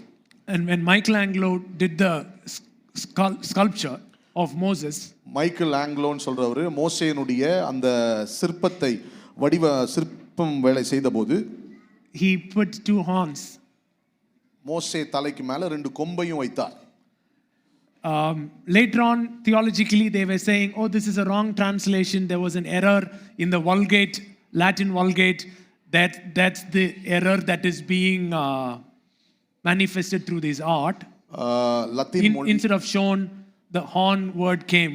பிரகாசிக்கிறது, முகம் பிரகாசித்தது அப்படிங்கிற வார்த்தைக்கு பதிலா இவங்க தவறா மொழிபெயர்த்து கொம்பு வந்தது, கொம்பு உயர்த்தப்பட்டது அப்படின்னு போட்டுட்டாங்க அப்படின்னு பின்னாடி வந்த மொழிபெயர்ப்பாளர்கள் அப்படி மாத்திட்டாங்க. No, that's how they are saying. அது அப்படிதான் சொல்றாங்க. But I don't think it's an error of translation. ஆனா இது வந்து மொழிபெயர்ப்பு பிழை அப்படின்னு நான் நினைக்கல, நான் சொல்லல. Yes, in the Bible itself, three times it is translated as shown and one as horn in the Psalms, the same word. இதே வார்த்தை சங்கீதத்துல பாத்தீங்கன்னா 3 முறை ஜொலித்தது, பிரகாசித்தது இருக்கு, ஆனா ஒரு முறை கொம்பு அப்படின்னு சொல்லப்பட்டிருக்கு. So I don't think it's a translation error. ஆகவே இது ஒரு மொழிபெயர்ப்பு பிழை அப்படின்னு நான் நினைக்கல. In Switzerland there is a sculpture called the Fountain of Moses. சுவிட்சர்லாண்டில் ஃபவுண்டன் ஆஃப் மோசஸ் அப்படின்னு சொல்லி ஒரு சிற்பம் இருக்கிறது. And they have the horn. அதில் பார்த்தீங்கன்னா மோசேனுடைய தலைக்கு மேலே கொம்பு வச்சிருக்காங்க. And I think this is what basically the glory of God was shining when he came down from mountain, which might have appeared to people like a horn. நான் எப்படி நம்புறேன் அப்படின்னா, மோசே மகிமை தேவனுடைய பிரசன்னத்திலிருந்து வரும்போது மகிமை அவருடைய தலைக்கு மேலே முகத்துக்கு மேலே அப்படியே பிரகாசித்திருந்தது, கொம்பை போல் வெளிப்பட்டிருக்கு, கொம்பை போல் அது காட்சி அளித்திருக்கு. That is my interpretation of how they would have seen the glory of God emanating, and they looked from him and it looked as if he was having a horn. அது இது என்னுடைய புரிந்து கொள்ளுதல், நான் அதை அப்படி பார்க்குறேன். ஜனங்க பார்க்கும்போது மோசே மலை மேலேருந்து இறங்கி வராரு, அவருடைய முகத்திலிருந்து மகிமை அப்படியே பிரகாசித்த போது அது கொம்பை போல அவங்க பார்த்துருப்பாங்க. And I also believe in the realm of the spirit, when you spend time with God, the glory of God begins to shine upon you, which literally in the realm of the spirit is a horn over you. இன்னும் நம்புறேன் என்ன அப்படின்னா, ஆவியின் மண்டலத்தில் நீங்க கர்த்தரோடு நேரம் செலவிட உண்மையாகவே நிஜமாகவே உங்க மகிமை கொம்பாய் உயர்த்தப்படுகிறது. When the horn of glory is lifted up, impossible things happen. மகிமையின் கொம்பு உயர்த்தப்படும் போது அசாத்தியங்கள் சாத்தியமாய் நடக்கிறது. Impossible things happen. அசாத்தியங்கள் சாத்தியமாகிறது. Will look logically possible in your mind because the horn of glory is lifted up. மகிமையின் கொம்பு உயர்த்தப்படுகிறதுனால அசாத்தியமாய் தோன்றுகிற காரியங்கள் சாதாரணமா உங்க சிந்தைக்குள்ள தோணும், இல்லை இது ஆகுமே இது நடக்குமே அப்படின்னு உங்களுக்கு தோணும். Blessed are the people, 89:15, Psalm 89:15. Blessed are the people who know the joyful sound. They walk, O Lord, in the light of your countenance. That's what I'm talking about. What was the horn upon Moses was the light of the countenance of God. கம்பீர சத்தத்தை அறியும் ஜனங்கள் பாக்கியம் உள்ளவர்கள், கர்த்தாவே அவர்கள் உம்முடைய முகத்தின் வெளிச்சத்தில் நடப்பார்கள். அதுதான் நான் சொல்லிக்கிட்டு இருக்கேன். அந்த முகத்தின் வெளிச்சம் அதுதான் மகிமையின் கொம்பா இருக்கிறது. I told you favor is the shining of God's face. தேவனுடைய முகத்தின் ஒளி பிரகாசம் அதுதான் கொம்பு, தயையின் கொம்பு என்று சொன்னேன். Psalm 44:3 says, சங்கீதம் 44:3 சொல்லுகிறது. That's the verse that I believe and confess for possessing all the lands that God has prophetically promised. கர்த்தர் தீர்க்க தரிசனமாய் வாக்குரைத்திருக்கிற நிலங்கள் அதெல்லாம் சுதந்திரிக்க போறோம் என்று சொல்லி விசுவாசித்து இந்த ஒரு வசனத்தை தான் நான் எப்பொழுதும் விசுவாசித்து அறிக்கை செய்து கொண்டே இருப்பேன். For they did not gain possession of the land by their own sword, nor did their own arm save them, but it was your right hand, your arm, the light of your countenance, because you favored them. Wow. அவர்கள் தங்கள் பட்டயத்தால் தேசத்தை கட்டிக்கொள்ளவில்லை, அவர்கள் புயமும் அவர்களை ரட்சிக்கவில்லை. நீர் அவர்கள் மேல் பிரியமாயிருந்தபடியால் உம்முடைய வலது கரமும் உம்முடைய புயமும் உம்முடைய முகத்தின் பிரகாசமும் அவர்களை ரட்சித்தது. In 5 years, இன்னும் 5 வருஷத்துல, right? In 5 years, before 2030, we need not only a spiritual Goshen, we need a physical Goshen as well. 2030க்குள்ள ஆவிக்குரிய கோஷேன், அது மாத்திரம் இல்லை, காணக்கூடிய காணக்கூடிய அளவில் ஒரு இடம், ஒரு கோஷேன் நமக்கு கட்டாயம் தேவை. Where we'll be possessing hundreds of acres and build a community. அதாவது நூற்றுக்கணக்கான ஏக்கர்கள் கர்த்தர் நம்ம சுதந்தரிப்போம், அங்கே ஒரு பெரிய சமுதாயம் நமக்கு இருக்கும். And spiritual physical Goshen, it will be called the Goshen land. அது ஒரு கோஷேன் லேண்ட் என்று அழைக்கப்படும். அது ஆவிக்குரிய காணக்கூடிய ஒரு இடமா இருக்கும். So it's important that you step out of debt and build wealth within these 5 years, because you're positioned to build your Goshen.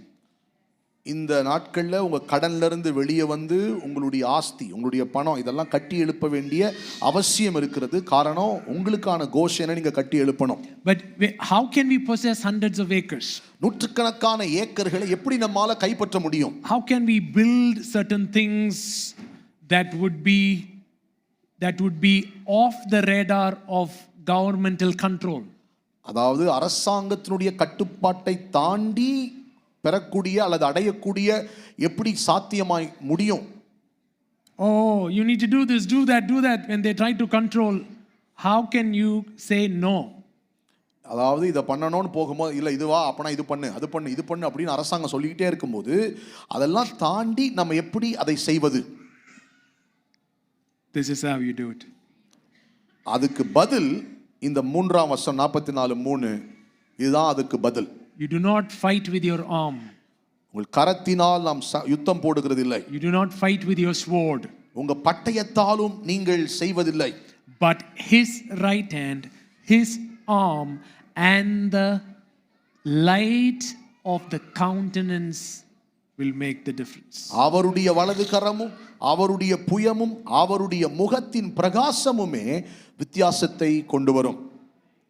So when that light of the countenance come, you know, in your name they rejoice all day long, and in your righteousness they are exalted. For you are the glory of their strength, and in your favor our honor is exalted. நீரே அவர்கள் பலத்தின் மகிமையா அவர்கள் உம்முடைய நாமத்தில் நாடோறும் களி கூர்ந்து உம்முடைய நீதியால் உயர்ந்திருப்பார்கள். நீரே அவர்கள் பலத்தின் மகிமையா இருக்கிறீர், உம்முடைய தயவினால் எங்கள் கொம்பு உயரும். Verse 20 says, 20வது வசனம், I have found my servant David, with my holy oil I have anointed him. என் தாசனாகிய தாவீதை கண்டுபிடித்தேன், என் பரிசுத்த தைலத்தினால் அவனை அபிஷேகம் பண்ணினேன். With whom my hand shall be established and my arm shall strengthen him. என் கை அவனோடே உறுதியா இருக்கும், என் புயம் அவனை பலப்படுத்தும். So when the horn of glory is lifted, what happens is the next 2 verses. மகிமையின் கொம்பு உயர்த்தப்படும் போது என்ன நடக்கும் என்றதுதான் அடுத்த 2 வசனங்கள். The enemy shall not outwit him, nor the son of wickedness afflict him. I will beat down his foes before his face and plague those who hate him. But my faithfulness and my mercy shall be with him, and in my name his horn shall be exalted. சத்ரு அவனை நெருங்குவதில்லை, நியாயக்கேட்டின் மகன் அவனை ஒடுக்குவதில்லை. அவன் சத்துருக்களை அவனுக்கு முன்பாக மடங்கடித்து அவனை பகைக்கிறவர்களை வெட்டுவேன். என் உண்மையும் என் கிருபையும் அவனோடு இருக்கும், என் நாமத்தினால் அவன் கொம்பு உயரும். Come on, read 21, 22, 23, 24 together. Let's all do it. Yeah. With whom my hand shall be established, and also my arm shall strengthen him. The enemy shall not outwit him, nor the son of wickedness afflict him. I will beat down his enemies before his face and plague those who hate him.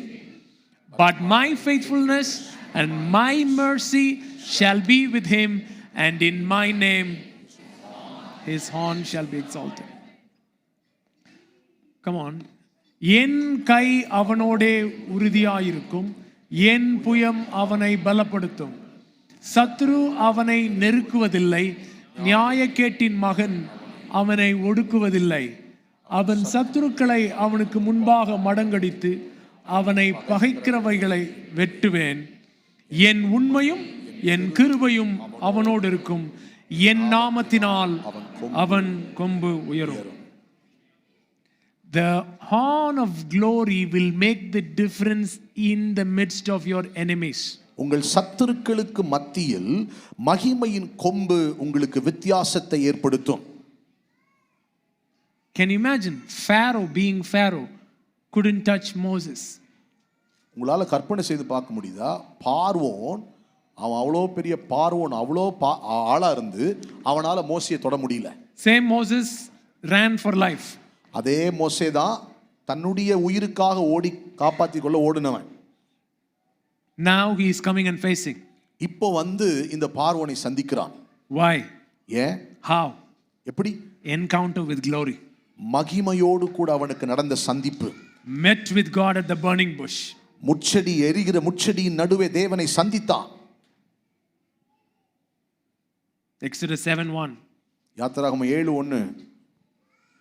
How God built Goshen through Moses.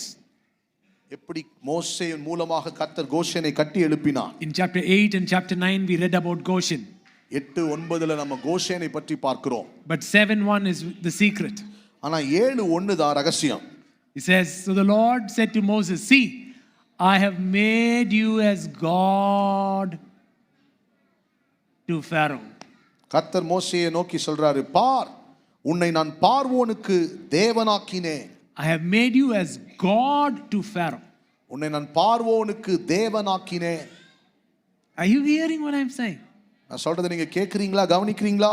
He says, go and face him. I have made you as a God to Pharaoh. போ, பார்வோனை பாரு, போ, நான் உன்னை பார்வோனுக்கு தேவனாக்கி இருக்கிறேன். How can we build Goshen? எப்படி நம்மால கோஷனை கட்ட முடியும்? Unless we function like God, we cannot build Goshen. நாம தேவனை போல இயங்காவிட்டால் நம்மால் கோஷனை கட்ட முடியாது. How can you say, go to a physical boundary and say, no germs come inside this? நீங்க ஒரு அதாவது நீங்க போய் பார்க்கக்கூடிய ஒரு குறிப்பிட்ட எல்லையை வரைந்து ஒரு எல்லைக்குள்ள இந்த இடம், நான் இந்த இடத்துக்குள்ள எந்த கிருமிகளும் வர முடியாது. No plague comes here. இதுல எந்த வியாதி நோயும் வராது. How can you say that? எப்படி உங்களால சொல்ல முடியும்? Unless the glory of God. So glory is God's very essence. So when the glory of God started shining on the face of Moses, when Moses goes and stands in front of Pharaoh, Pharaoh sees a God. மகிமை இல்லாம எதுவும் நடக்காது. மோசேவின் மேல் தேவனுடைய மகிமையில் தங்கியிருந்த மகிமையை ருசித்திருந்ததுனால அந்த மகிமையோடு அவன் பார்வோனை பார்க்க போன போது பார்வோன் தேவனை பார்க்கிறான். மோசே பார்வோனுக்கு தேவனா இருக்கிறான். When Jesus was on the Mount of Transfiguration, the Bible says his face started shining. Basically, he was horned. இயேசு மறுரூப மலையில் பிரசன்னத்தில் இருந்தபோது வேதம் சொல்லுகிறது அவருடைய சரீரம், அவருடைய முகம் பிரகாசிக்க ஆரம்பித்தது. குறிப்பா சொல்லணும், அவருடைய கொம்பு உயர்த்தப்பட்டு கொண்டிருந்தது. Who showed up on the mountain? மலையில யார் வந்தா? Moses and Elijah. மோசேவும் எலியாவும் வந்தார்கள். Little face started shining. சாதாரண இந்த முகம்தான் ஜொலிக்க ஆரம்பித்தது. The glory of God will literally cause a shine on your face. தேவனுடைய மகிமை நிஜமாகவே உண்மையாகவே உங்க முகத்தை பிரகாசிக்க வைக்கும். The shine on your face will get certain things done. உங்க முகத்துல வருகிற அந்த பிரகாசமே உங்களுக்காக சில விஷயங்களை நடத்தி முடிக்கும். எத்தனை பேர் இது கேட்டிருக்கீங்க? என்ன அவன் மூஞ்ச பாரு, மூஞ்சே இருளடைஞ்சிருந்தது அப்படின்னுவானுங்க. மூஞ்சி இருளடைஞ்சு இருக்கலாம்னா மூஞ்சி எப்படி இருக்கலாம்? மகிமை அடைஞ்சும் இருக்கலாம். Why your face is so dark today? Why you are so dull, dim today? If people can recognize that your face is dark and dim, which means the opposite, your face can shine also. So நீ ஆண்டவரோட time spend பண்ண அவர் எவ்வளோ உன்னை நேசிக்கிறாருன்றத அவர் உன்கிட்ட பேச விட அதை நீ பிலீவ் பண்ண ஃபிசிக்கலான சில manifestations வரும். The more you spend time with God, the more you believe how much He loves you, the more you hear from Him, physically your face will start to shine. In Acts chapter 6, the last, I think, which tell me the verse number, where Stephen was speaking. அப்போஸ்தலர் 6ஆம் அதிகாரத்துல ஸ்தேவான் பிரசங்கித்துக் கொண்டு பேசிக்கிட்டே இருக்கிறாரு. 50 15 ஆலோசனை சங்கத்தில் 15. And all who sat in the council, looking steadfastly at Stephen, saw his face as the face of an angel. ஆலோசனை சங்கத்தில் உட்கார்ந்திருந்த அனைவரும் அவன் மேல் கண்ணோக்கமாயிருந்து அவன் முகம் தேவதூதன் முகம் போல் இருக்க கண்டார்கள்.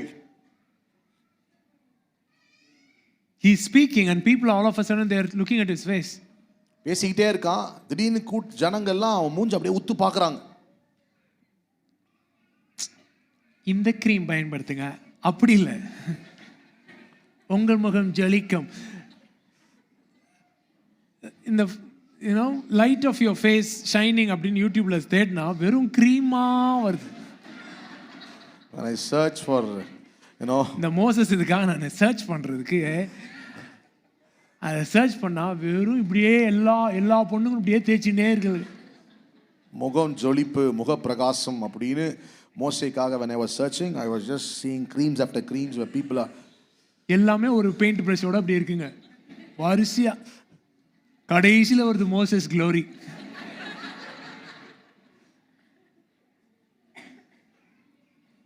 May God deliver you. கர்த்தர் உங்களை அந்த கட்டிலிருந்து அதிலிருந்து விடுவிப்பாராக. பக்கத்தில் சொல்லு, பட்டி டிங்கரிங் தேவைன்னா பண்ணிக்கோ, ஒன்றும் பிரச்சனை இல்லை. If you want little touch up, that's not a problem, you can do. But try glory, your face will look beautiful. ஆனா இந்த மகிமையின் வெளிச்சத்தை மகிமையை நீங்க ட்ரை பண்ணி பாருங்க, முயற்சித்து பாருங்க. இது இன்னும் உங்க முகத்தை அழகாக்கும், பிரகாசிக்க வைக்கும். Much better than foundation, pillars and everything. அதாவது நீங்க போடுற ஃபவுண்டேஷன், அதுக்கு மேல போடுற தூண்கள், அதுக்கு மேல எல்லாத்த விட இந்த மகிமை மிக சிறந்ததா இருக்கும். The glory of God can literally give you a facelift. கர்த்தருடைய மகிமை உண்மையாகவே நிஜமாகவே உங்க முகத்துக்கு ஒரு உயர்வை கொடுக்க முடியும். When they looked intently at Stephen's face, his face became that of an angel. ஸ்தேவானுடைய முகத்தை அவன் பேசிக்கொண்டிருந்ததை எல்லாரும் உற்று கவனித்துக் கொண்டிருந்த போது அவனுடைய முகம் தேவதூதன் முகம் போல் இருந்தது. You would begin to see such manifestations in the coming days. Amen. அப்படிப்பட்ட சில வெளியரங்க கிரியைகளை நீங்கள் வருகிற நாட்களில் பார்க்க ஆரம்பிப்பீர்கள். The visible manifestations of God's glory. காணக்கூடிய தேவ மகிமையின் வெளியரங்க செயல்பாடுகளை நீங்கள் பார்ப்பீர்கள். Which would attract impossible favor upon your life. இது இந்த மகிமை வெளிப்படும் போது அசாத்தியமான தயை உங்கள் மேல் உங்கள் பக்கத்தில் வருகிறதை நீங்கள் பார்ப்பீர்கள். In some movies they would have captured, I'm not sure how many of you have seen Ben-Hur. எத்தனை பேர் பென்ஹர் பார்த்திருக்கீங்கன்னு தெரியல. In that, he would be just beaten and he would be wanting water. பயங்கரமா அடிபட்டிருப்பாரு. அடிபட்டு இருக்கும்போது தண்ணி தேவை அப்படின்னு துடிச்சிட்டு இருப்பார். At that time Jesus would be in that parallel story, parallel timeline. So Jesus comes and picks up a bowl of water and comes and gives him. So இயேசு அந்த நாட்களில் இயேசு இருப்பார். அந்த கதை அப்படி தான் போகும். அப்போ தாகத்துக்காக துடிச்சிட்டு இருக்கும்போது இயேசு ஒரு கொஞ்சம் தண்ணி கொண்டு வந்து ஒரு தண்ணி கொடுப்பார். And the Roman soldier would be angry, wanting to come and stop, takes the whip and so the camera angle will be like this. Jesus will be like this. The camera angle will be like this. They won't be showing the face of Jesus in that movie. அந்த படத்தில் வந்து இயேசுனுடைய முகத்தை காட்ட மாட்டாங்க.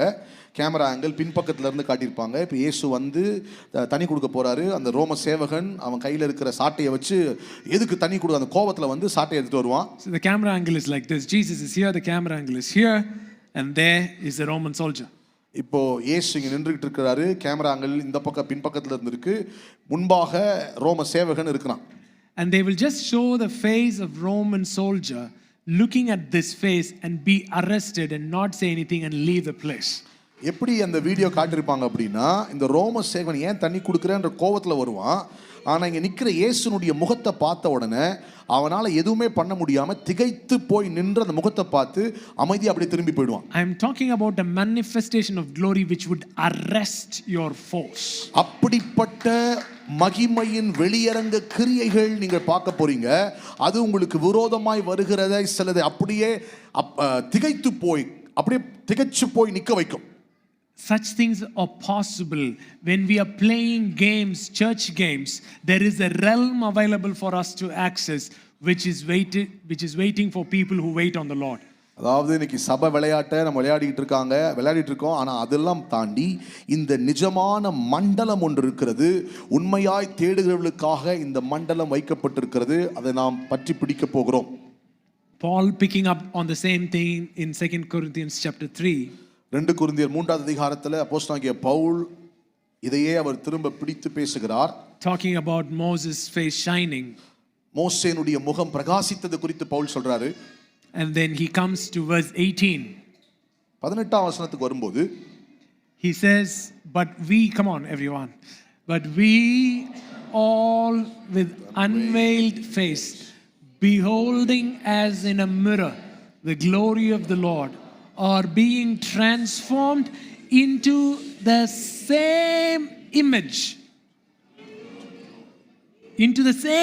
image of God, into the same image of God, from glory to glory, just as by the Spirit of the Lord. நாம் எல்லோரும் திறந்த முகமாய் கர்த்தருடைய மகிமை கண்ணாடியிலே காண்கிறது போல கண்டு ஆவியாய் இருக்கிற கர்த்தரால் அந்த சாயலாகத்தானே மகிமையின் மேல் மகிமை அடைந்து மறுரூபப்படுகிறோம். ஆவியாய் இருக்கிற கர்த்தரால், Spirit of the Lord, or the Lord who is the Spirit. That's how it's supposed to be. When you encounter the Lord who is the Spirit, you are being metamorphosed. The word transformed is the word metamorphosed. அது மெட்டமார்ஃபு அப்படின்னு மறுரூபப்படுகிறோம் என்கிற வார்த்தையினுடைய அர்த்தம் அதுவா இருக்கு. Metamorphosis is the process of the larva becoming a butterfly. அதாவது ஒரு சிறிய புழு பட்டாம்பூச்சா மாறுகிற அதுதான் அந்த மெட்டமார்ஃபோங்கிற வார்த்தைக்கான அர்த்தமா இருக்கு. You are being metamorphosed into the same image. நீங்கள் அந்த சாயலுக்கொத்த அப்படிப்பட்ட ஒரு மறுரூபம், அப்படி மெட்டமார்ஃபோ பண்ணப்படுகிறீர்கள். Are you guys getting what I'm saying? The horn of glory may it sprout upon you as you spend time with God. தேவனோடு நீங்கள் நேரம் செலவிட இந்த மகிமையின் கொம்பு உங்களுக்குள் துளிர்ப்பதாக. Let it be sprouting. உங்களுக்குள்ளே அது துளிர்த்து வருவதாக. And let the realms of the Spirit see it and understand it. ஆவியின் மண்டலங்கள் அதை காணட்டும், அதை புரிந்து கொள்ளட்டும். 75:10 Psalms. With your horn of glory, every other horn shall be challenged. All the horns of the wicked I will also cut off, but the horns of the righteous shall be exalted. துன்மார்க்கருடைய கொம்புகளை எல்லாம் வெட்டி போடுவேன், நீதிமானுடைய கொம்புகளோ உயர்த்தப்படும். Let's read verse 4. 4வது வசனம். I said to the boastful, do not deal boastfully, and to the wicked, do not lift up the horn. Do not lift up your horn on high. Do not speak with a stiff neck. For exaltation comes neither from the east, nor from the west, nor from the south, but God is the judge. He puts down one and he exalts another. வீம்புக்காரரை நோக்கி வீம்பு பேசாதீங்கள் என்றும் துன்மார்க்கரை நோக்கி கொம்பை உயர்த்தாதிருங்கள் என்றும் சொன்னேன். உங்கள் கொம்பை உயரமாய் உயர்த்தாதிருங்கள், இருமாப்புள்ள கழுத்துள்ளவர்களாய் பேசாதிருங்கள். கிழக்கிலும் மேற்கிலும் வனாந்திர திசையிலும் இருந்து ஜெயம் வராது. Exaltation, promotion doesn't come from the east or the west. கிழக்கு மேற்கிலிருந்து உயர்வு வராது. It comes from the shining of God's face. தேவனுடைய முகத்தின் ஜொலிப்பு பிரகாசத்திலிருந்து தான் வரும். And when the shining of God's face happens, whoever is wanting to exalt, there is always somebody in your company wanting to promote themselves, wanting to lift up their horns, above their horns your horn shall be lifted up. எப்பவுமே உங்க கூட வேலை செய்றவங்க, உங்க கம்பெனில இருக்கிறவங்க பாத்தீங்கன்னா மேல வரணும், நான் மேல உயரணும் அப்படின்னு இருப்பாங்க. ஆனால் இந்த வெளிச்சம், தேவனுடைய முகத்தின் வெளிச்சம் உங்கள் மேல் வீசும்போது அவர்களுக்கு மேலாக உங்களுடைய கொம்பு உயர்த்தப்படும். Let's finish with Isaiah 60. எஸ்ஐயா 60வது அதிகாரம். Very well known passage. நம்ம எல்லாருக்கும் தெரிந்த ஒரு வேத பகுதி. Arise and shine. எழும்பி பிரகாசி. Arise and shine. ஒளி வந்தது. No, you are not reading. Arise and shine. For your light has come. Your light, not God's light. Your light has come. எழும்பி பிரகாசி, தேவனுடைய வெளிச்சம் அல்ல, உன் வெளிச்சம் வந்தது. உன் ஒளி வந்தது. உன் ஒளி வந்தது. For your light has come. உன் ஒளி வந்தது. When your light, because your light has come, there is a commandment, arise and shine. ஒளி வந்திருக்கிறதுனால இது ஒரு கட்டளை, நீ எழும்பி பிரகாசிக்கணும். So lifting up of horn, arising, shining has to do with the light of God's face coming upon you. That's your light. கொம்பு உயர்றது, எழும்பி பிரகாசிக்கிறது எல்லாம் கர்த்தருடைய வெளிச்சம், கர்த்தருடைய ஒளி, அதாவது உங்க ஒளி வந்திருக்கிறது, வருகிறது. Your light. உன் ஒளி. How is your light?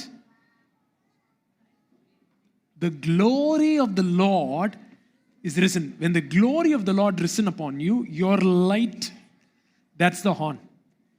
அதாவது எப்படி அந்த ஒளி வந்தது? கர்த்தருடைய மகிமை உங்கள் மேல் உதிக்கிறதுனால அதுதான் அந்த கொம்பு, அதுதான் உங்க ஒளி, உங்களுக்குள்ளிருந்து அது எழும்பி வருகிறது. Say, mark the word your light, then say upon you. Mark that word. உன் ஒளி உன்மேல். Then the next verse. For behold, the darkness shall cover the earth, and deep darkness the people. Many churches interpret Isaiah 60 as 1000-year millennial rule. நிறைய சபைகளில் இந்த ஏசாயா 60வது அதிகாரத்தை 1000 வருஷம் அரசாட்சிக்கு நடக்கும்போது அப்படின்னு சொல்லி இந்த வசனத்தை அதை சொல்றாங்க. It's amazing, right? நல்லா இருக்கிற வசனம் எல்லாத்தையும் எடுத்து தூக்கி ஃபியூச்சர்ல வச்சிட்டானுங்க. Whatever blessed good verses are there, people have taken it for the future. நல்ல வேளைக்கு அந்த எல்லா நல்லா இருக்கிற வசனத்திலையும் ஒரு நெகட்டிவான மேட்டரை ஐசையா போட்டு வச்சிருந்தாரு. இவங்களை பத்தி தெரியும். You know, Isaiah knew these people would do this, so what he did was, in every good and blessed scriptures, he has put some bad in it. For example, புதிய வானம் புதிய பூமி பத்தி ஐசையா 65ல பேசும்போது அவர் என்ன சொல்றாரு? அங்க 100 வயசுல சாகரவன் பாலகன் என்று எனப்படுவான். In Isaiah 65, when Isaiah is telling that when new heaven and new earth comes, a person who dies at the age of 100 will be considered as son. Babe. நம்ம ஆட்கள் அதுக்கு எங்க போட்டானுங்க? ஃபியூச்சர்ல போட்டானுங்க. ஐசையா நமக்கு ரெஸ்கியூக்கு வராரு. என்னன்னு 100 வயசுல என்ன செய்றான்? 100 வயசு சென்று மரிக்கிறவன். ஸோ 100 வயது சென்று மரிக்கிறான் அப்படின்னா இன்னும் என்ன இருக்குது? மரணம் இருக்கு. புதிய வானம் புதிய பூமியில மரணம் எங்க இருக்கு அப்படின்னு நம்ம கேள்வி கேட்கறதுக்காக அவங்க நெகட்டிவ் வச்சிருக்காரு. புதிய வானம் புதிய பூமியில என்ன இல்லைன்னு சொல்ற நீ? மரணம் இல்லைன்னு சொல்ற. ஆனா இங்க என்ன போட்டிருக்கு? 100 வயசு சென்று மரிக்கிறவன் போட்டிருக்கு. ஸோ இன்னும் எங்க என்ன இருக்குது? மரணம்ன்ற ஒரு டைம் லைன்ல இருக்கும்போதே 100 வயசுல சாகிறவன் சின்ன வயசுங்க, பச்சை பிள்ளைங்க செத்துட்டாங்க அப்படின்ற மாதிரி இருக்கும்னு சொல்றாரு. When people believe when new heaven and new earth comes, there won't be death, so they take these verses for a future 1000-year millennium. So if it is so, when Isaiah is telling a person who dies at the age of 50 will be considered as a babe. 100. When theology அப்படியே வெளியே வருது. 100 will be considered as babe. So which shows us clearly that death is there, which is still here. in this timeline.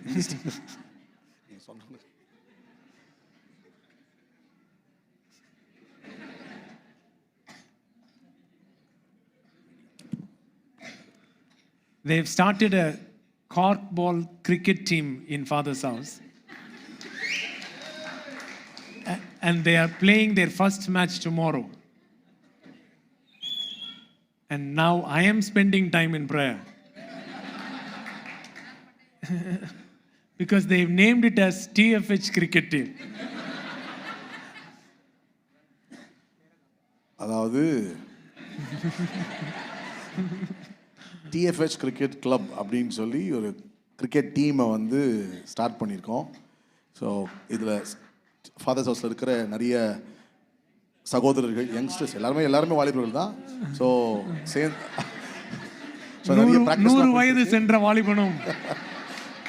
ஆமாம், அதில் 20 வயசும் இருக்கிறாங்க, 15 இருக்கிறாங்க, 40 இருக்காங்க.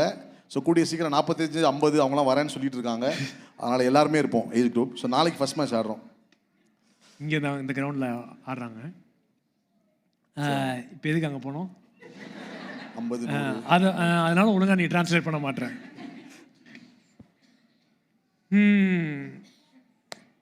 See, here he says darkness is covering the earth. So this is not future. Darkness is still here. So இருள் பூமியையும் அப்படின்னு சொல்லும்போது, இந்த இருள் அப்படின்னு சொல்லும்போது எதிர்காலத்தை பற்றி சொல்லலை, ஏன்னா இப்போவும் இருள் இருக்கு. So it's talking about the present time. So இது நம்முடைய தற்போதைய காலத்தை குறித்து தான் இந்த வசனம் சொல்லுது. The darkness shall cover the earth, deep darkness the people. இருள் பூமியையும் காரிருள் ஜனங்களையும் மூடும். Rambhavana has given a prophetic warning from July, August onwards this year. Things might change. ராம்பவான் அவங்க வந்து ஒரு தீர்க்க தரிசன ஒரு எச்சரிப்பை கொடுத்துருக்காங்க. ஜூலை ஆகஸ்ட் மாதத்திலிருந்து காரியங்கள் மாறும் அப்படின்னு. But this is what I want you to hold on. ஆனால் நீங்கள் பிடித்து கொள்ள வேண்டிய பகுதி இந்த வசனம் இதுதான். No matter what darkness covers the earth, எந்த அந்தகாரம் பூமியை மூடினாலும், but the Lord will arise over you. என்ன நடந்தாலும் உன்மேல் கர்த்தர் உதிப்பார். Are you getting what I'm saying? The Lord will arise over you. கர்த்தர் உங்கள் மேல் உதிப்பார். Like the sun that shines, arise, the sun rises. The Lord shall arise over you. எப்படி சூரியன் உதிக்கிறதோ, எப்படி மெதுவா சூரியன் எழும்பி வருகிறதோ, பிரகாசிக்கிறதோ, அதுபோல கர்த்தர் உங்கள் மேல் உதிப்பார். And his glory will be seen upon you. அவருடைய மகிமை உன்மேல் காணப்படும். See how many you comes in these two verses. இந்த ரெண்டு வசனத்துல எத்தனை உன் வருது பாருங்களேன். Your light, உன் வெளிச்சம், glory shall come upon you. உன்மேல் உதிக்கும். Lord will arise over you. கர்த்தர் உன்மேல் உதிப்பார். His glory shall be seen upon you.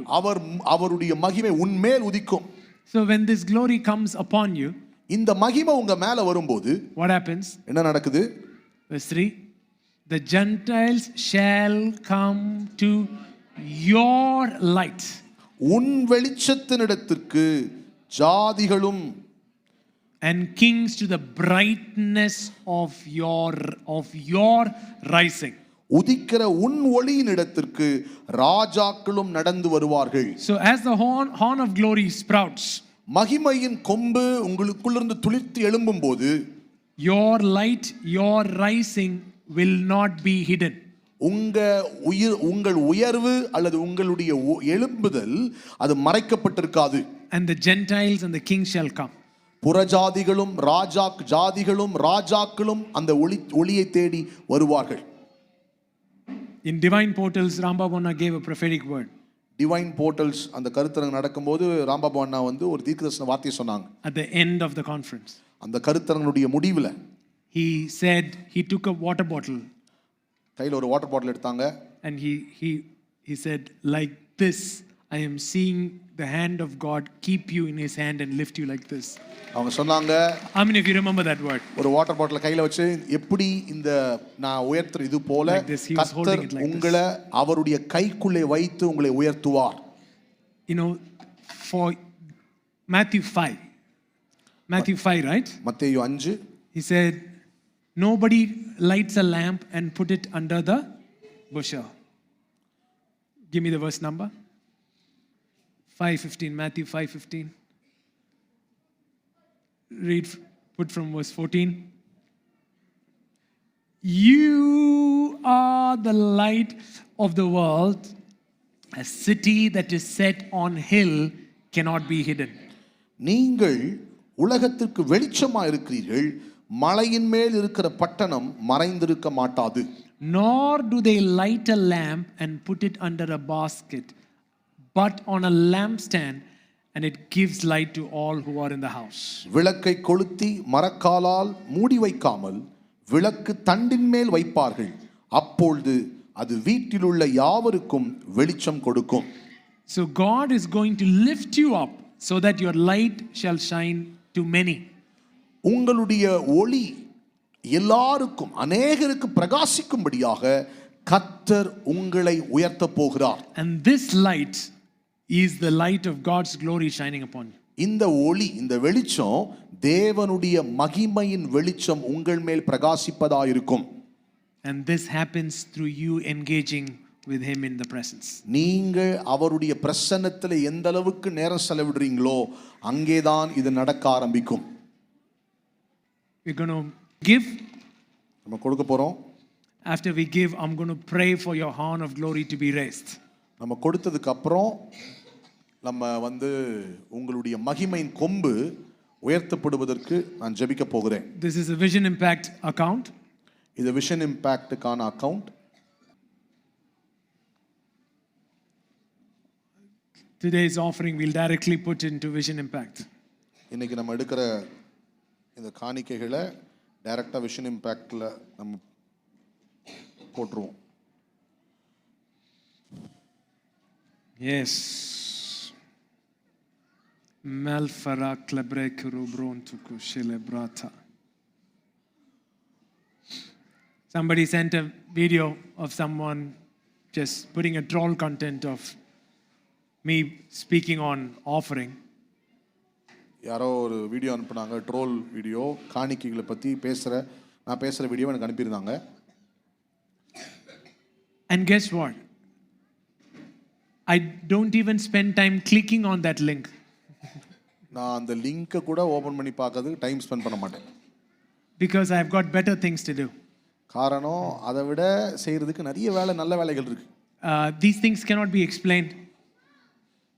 இவங்கெல்லாம் விவரித்து சொல்றதுக்கு அதில் விவரித்து சொல்லலாம் முடியாது. Because these things looks like daylight robbery if you don't have light. அதாவது உங்களுக்கு வெளிச்சம் இல்லை அப்படின்னா பகல் நேரம் கொல்ல மாதிரி தெரியும். Yeah, get ready, right? I'm just waiting for certain things to happen. Once it happens, I'll let you know. சில காரியங்களுக்காக வெயிட் பண்ணுறேன். அது நடந்துருச்சு அப்படின்னா உங்களுக்கு தெரியப்படுத்துவேன். ஆகவே நீங்கள் எல்லாரும் ஆயத்தத்தோடு கூட இருங்க. Whoever has sowed, no matter how small it is. அது எவ்வளோ சின்னதாக இருக்கலாம், அது எந்த விதையாக இருக்கலாம், யாராக இருந்தாலும், யாரெல்லாம் விதைச்சிங்களோ, you're part of that seed. நீங்கள் அந்த விதையினுடைய ஒரு பங்காக இருக்கிறீங்க. I want you to read a couple of verses. Come with me to Hebrews chapter 6. It's talking about Abraham tithing to Melchizedek. Abraham மெல்கிசேதேக்குக்கு தசமாக கொடுத்ததை பற்றி இங்கே சொல்லப்படுகிறது. And it says,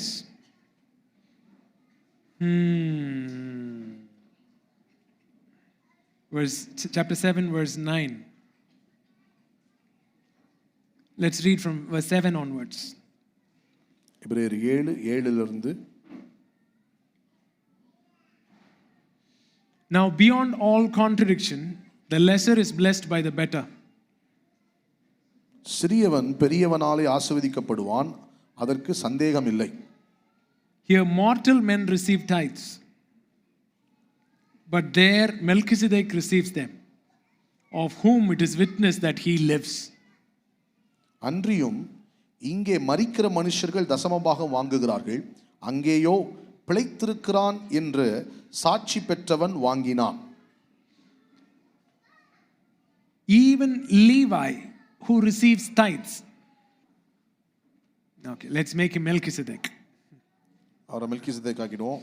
This is Abraham. இவர் ஆபிரகாம். This is Levi. இவர் Levi. Who is Levi to Abraham? Abraham Levi யாரு? ஆபிரகாமுக்கு லேவி யாரு? She's confusing him with Lot, saying nephew. Levi. Who is Levi to Abraham? Abraham கடத்து யாருங்க? ஐசக். ஐசக் கடத்து யாரு? Jacob. Jacob கடத்து யாரு? லேவி. ஸோ லேவி யார் ஆபிரகாமுக்கு? கொல்லு பேர். கொள்ளு பேரன். லேவி யாரு? கொள்ளு பேரன். லேவிய ஆபிரகாம் பார்த்தானா? பார்க்கல. பார்க்கல. Okay? Now read the verse. Now in future, when Levitical priesthood comes, he is the guy who receives tithes. எதிர்காலத்தில் லேவி ஆசாரியரா வரும்போது லேவியிலிருந்து கோத்திரத்தில் வர ஆசாரியர்கள் தான் தசமபாகங்களை பெற்றுக்கொள்ள From the போறாங்க. rest of the tribes of Israel, they receive tithes. இஸ்ரவேலுடைய மற்ற கோத்திரங்களிலிருந்து லேவி கோத்திரம் தான் தசமபாகங்களை பெற்றுக்கொள்ளும். Levi who receives tithes இப்போ Levi தசமபாகத்தை பெற்றுக்கொள்ளுகிறவன் paid tithes through Abraham. இவர்கள் ஆபிரகாமின் மூலமாக தசமபாகத்தை கொடுத்தார்கள். Are you guys getting what I'm saying? Levi, who is supposed to receive tithe, was paying tithes through Abraham to Melchizedek. அதாவது தசமபாகத்தை வாங்கின லேவி ஆபிரகாமின் மூலமாக அவர்கள் மெல்கிசேதேக்குக்கு தசமபாகத்தை கொடுத்தாங்க. எப்படி? For he was still in the loins of his father. ஏறி முதல்ல உட்காந்துக்கும். ஏறிக்கோடா அப்படியே ஒரு ஜம்ப் பண்ணி இப்படி காலை இப்படி போட்டுக்கோ. He was in the loins of Abraham. Levi தன் தகப்பனுடைய அறையில் இருந்தபடியால் அப்படியே நடந்து போ மல்கிசேதேக்கிட்ட போகும்போது when Abraham was going, not one man was going, one nation was going. அப்போ ஆபிரகாம் போய் மெல்கிசேதேக்குக்கு தசமம் கொடுக்கும்போது ஆபிரகாம் மட்டும் போல ஒரு தேசமே அவனோடு போனது. Right? Thank you. அப்படியே உட்காந்துக்கலாம் நினைக்கிறேன். He was still in the loins of his father when Melchizedek met him. மெல்கிசேதேக்கு ஆபிரகாமுக்கு எதிர்கொண்டு போன போது லேவியானவன் தன் தகப்பனுடைய அறையில் இருந்தபடியால். So when I carry seed, ஆகவே நான் விதையை எடுத்துட்டு போகும்போது if you are my seed, நீங்க எல்லாரும் என்னுடைய விதையா இருப்பீர்களானால் I carry you in the loins. நான் என்னுடைய அறையில் உங்களை சுமந்து கொண்டு போவேன். And when the greater blesses the lesser, பெரியவர் சிறியவனை ஆசீர்வதிக்கும் போது Levi receives the blessing of Melchizedek. மெல்கிசேதேக்கினுடைய ஆசீர்வாதங்களை லேவி பெற்றுக்கொள்ளுகிறான். 2 Corinthians 9. 2 கொரிந்தியர் 9 அதிகாரம். Put it in message. 2 Corinthians 9, 6 onwards. Remember. Say remember. ஞாபகம் வைத்துக்கொள். Remember. ஞாபகம் வைத்துக்கொள். That means do not forget. அதனுடைய அர்த்தம் மறந்துடாதீங்க. What you should not forget? எதை மறக்க கூடாது? வாயத்தந்து வாசிங்க. Stingy planter gets a stingy crop. கஞ்சமா விதைக்கிறவன் கஞ்சமான அறுவடையை பெற்றுக்கொள்வான். A lavish planter தாராளமாய் விதைக்கிறவன் gets a lavish crop. தாராளமான அறுவடையை பெறுகிறான். When you don't have enough and you're giving just 5,000, you're not stingy. You're generous. உங்ககிட்ட போதுமான அளவுக்கு இல்லாத போது ஒரு 5,000 ரூபாய் கொடுக்குறீங்க அப்படின்னா நீங்க கஞ்சம் கிடையாது, நீங்கள் தாராளமாய் கொடுக்கிறீர்கள். When Mano and Jesse took a 5,000 in life conference, that's not a stingy seed. Life கான்ஃபரன்ஸ்ல மனோஜெனி அவங்க ஒரு 5,000 ரூபாய் எடுத்து விதைக்கும் போது அது கஞ்ச விதை அல்ல.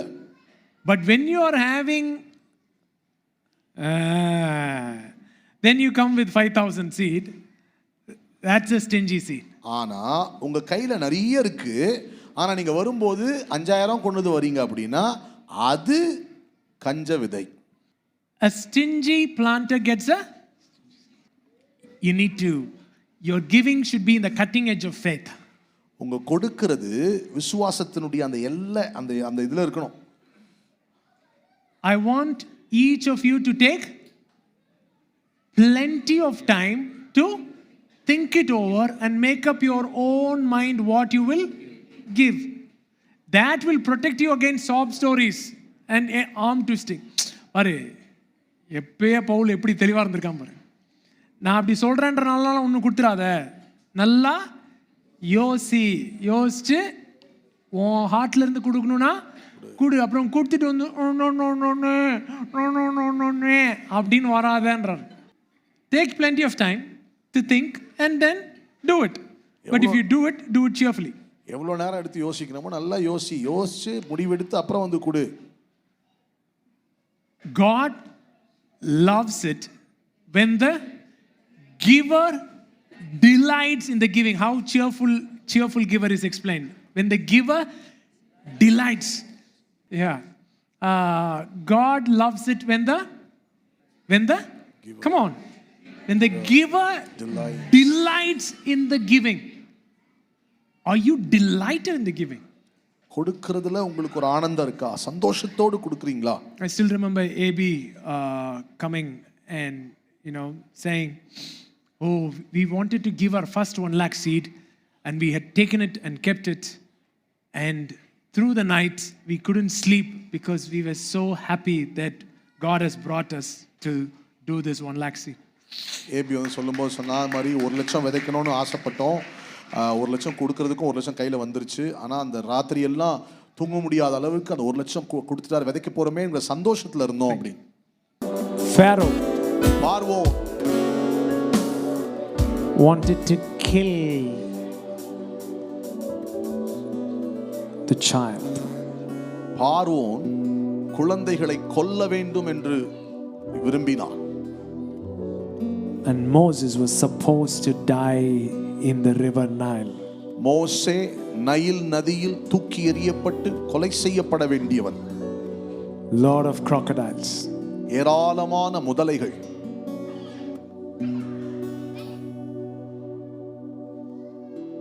Pharaoh would have killed him. பார்வோன் குழந்தையா இருக்கும்போதே மோசேயை கொன்றிருக்க கூடும். In the river. நதியிலே கொலை செய்திருப்பான். Moses brought down Pharaoh in the Red Sea. மோசே பார்வோனை செங்கடலில் கீழே கொண்டு வந்தான்.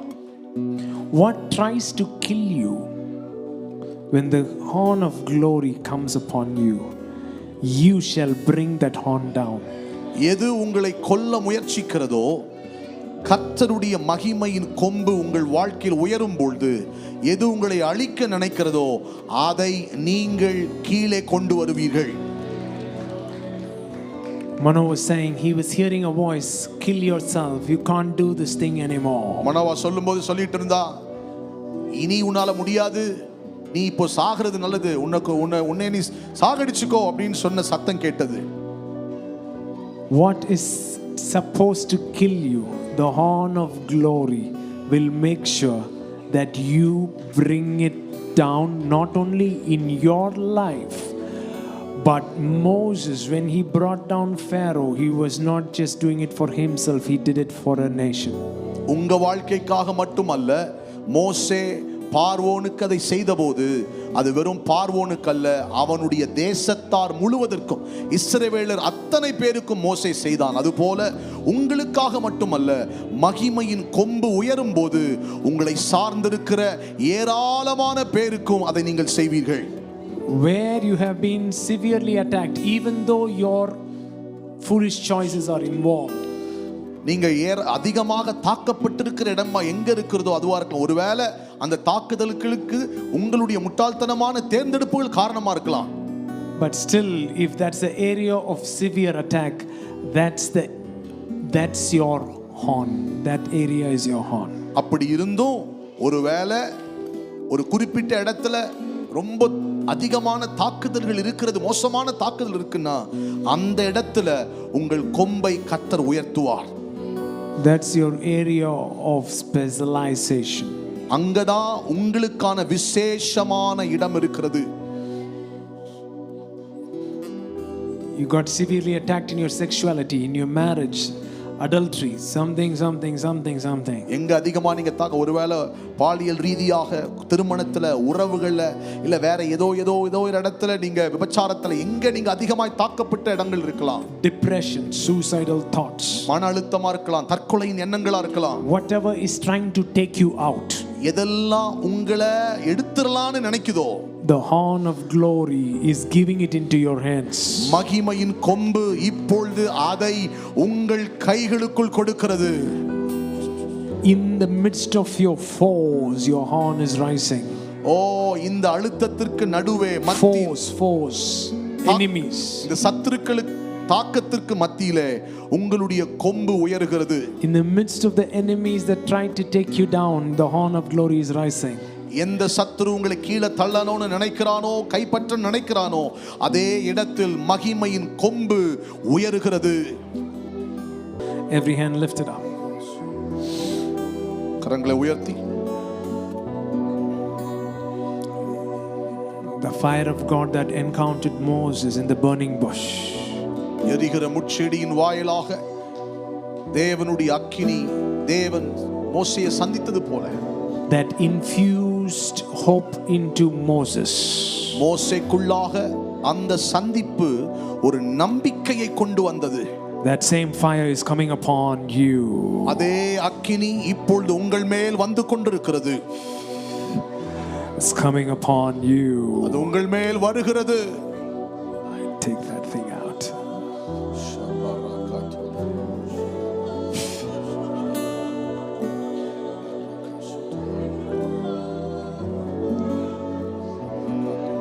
Yes. The fire of God is falling upon you. கர்த்தருடைய அக்கினி உங்கள் மேல் இறங்கிக் கொண்டிருக்கிறது.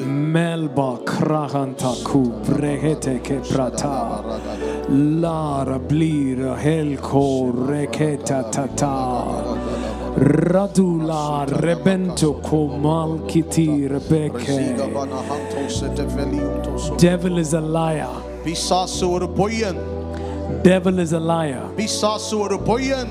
No matter where you are at, நீங்க எந்த இடத்துல இருந்தாலும் one thing is not allowed. ஒன்னு மட்டும் விட முடியாது.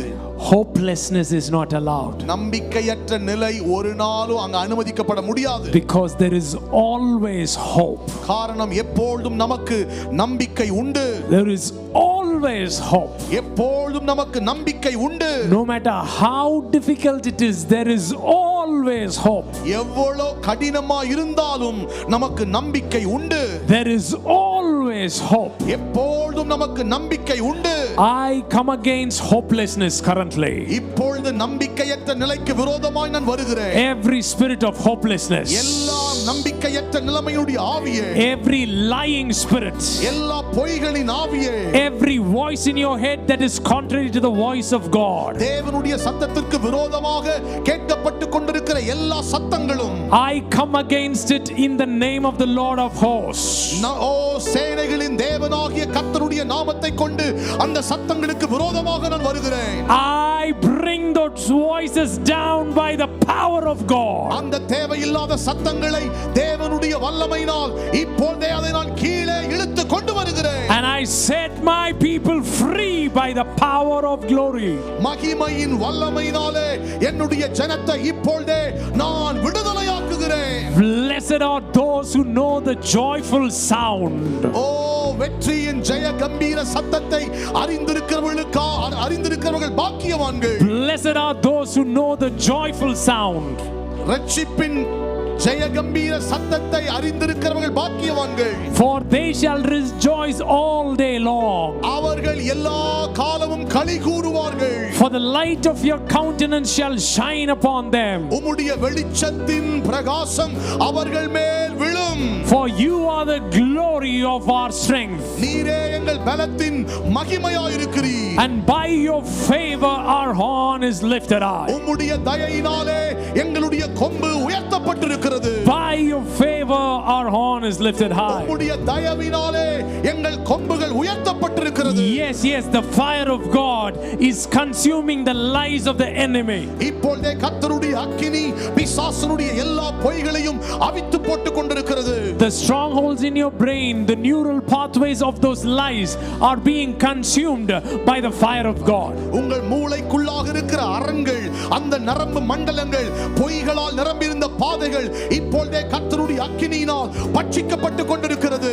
Your usual scripts, your usual algorithms, your default algorithms that gets triggered by trauma, currently the fire of God is rewiring your brain. உங்க வாழ்க்கையில் நடந்த அசம்பாவிதங்களினாலே நீங்கள் ஏற்படுத்தப்பட்ட நம்பிக்கைகள், அந்த எழுத்துக்கள், நம்பிக்கொண்டிருந்த எல்லா எண்ணங்கள் இப்பொழுது கர்த்தருடைய அக்கினியினால் இப்பொழுது புதுப்பிக்கப்பட்டு அந்த தீமையான எல்லா நம்பிக்கைகளும் இப்பொழுது அகற்றப்படுகிறது. God bless you. Thank you.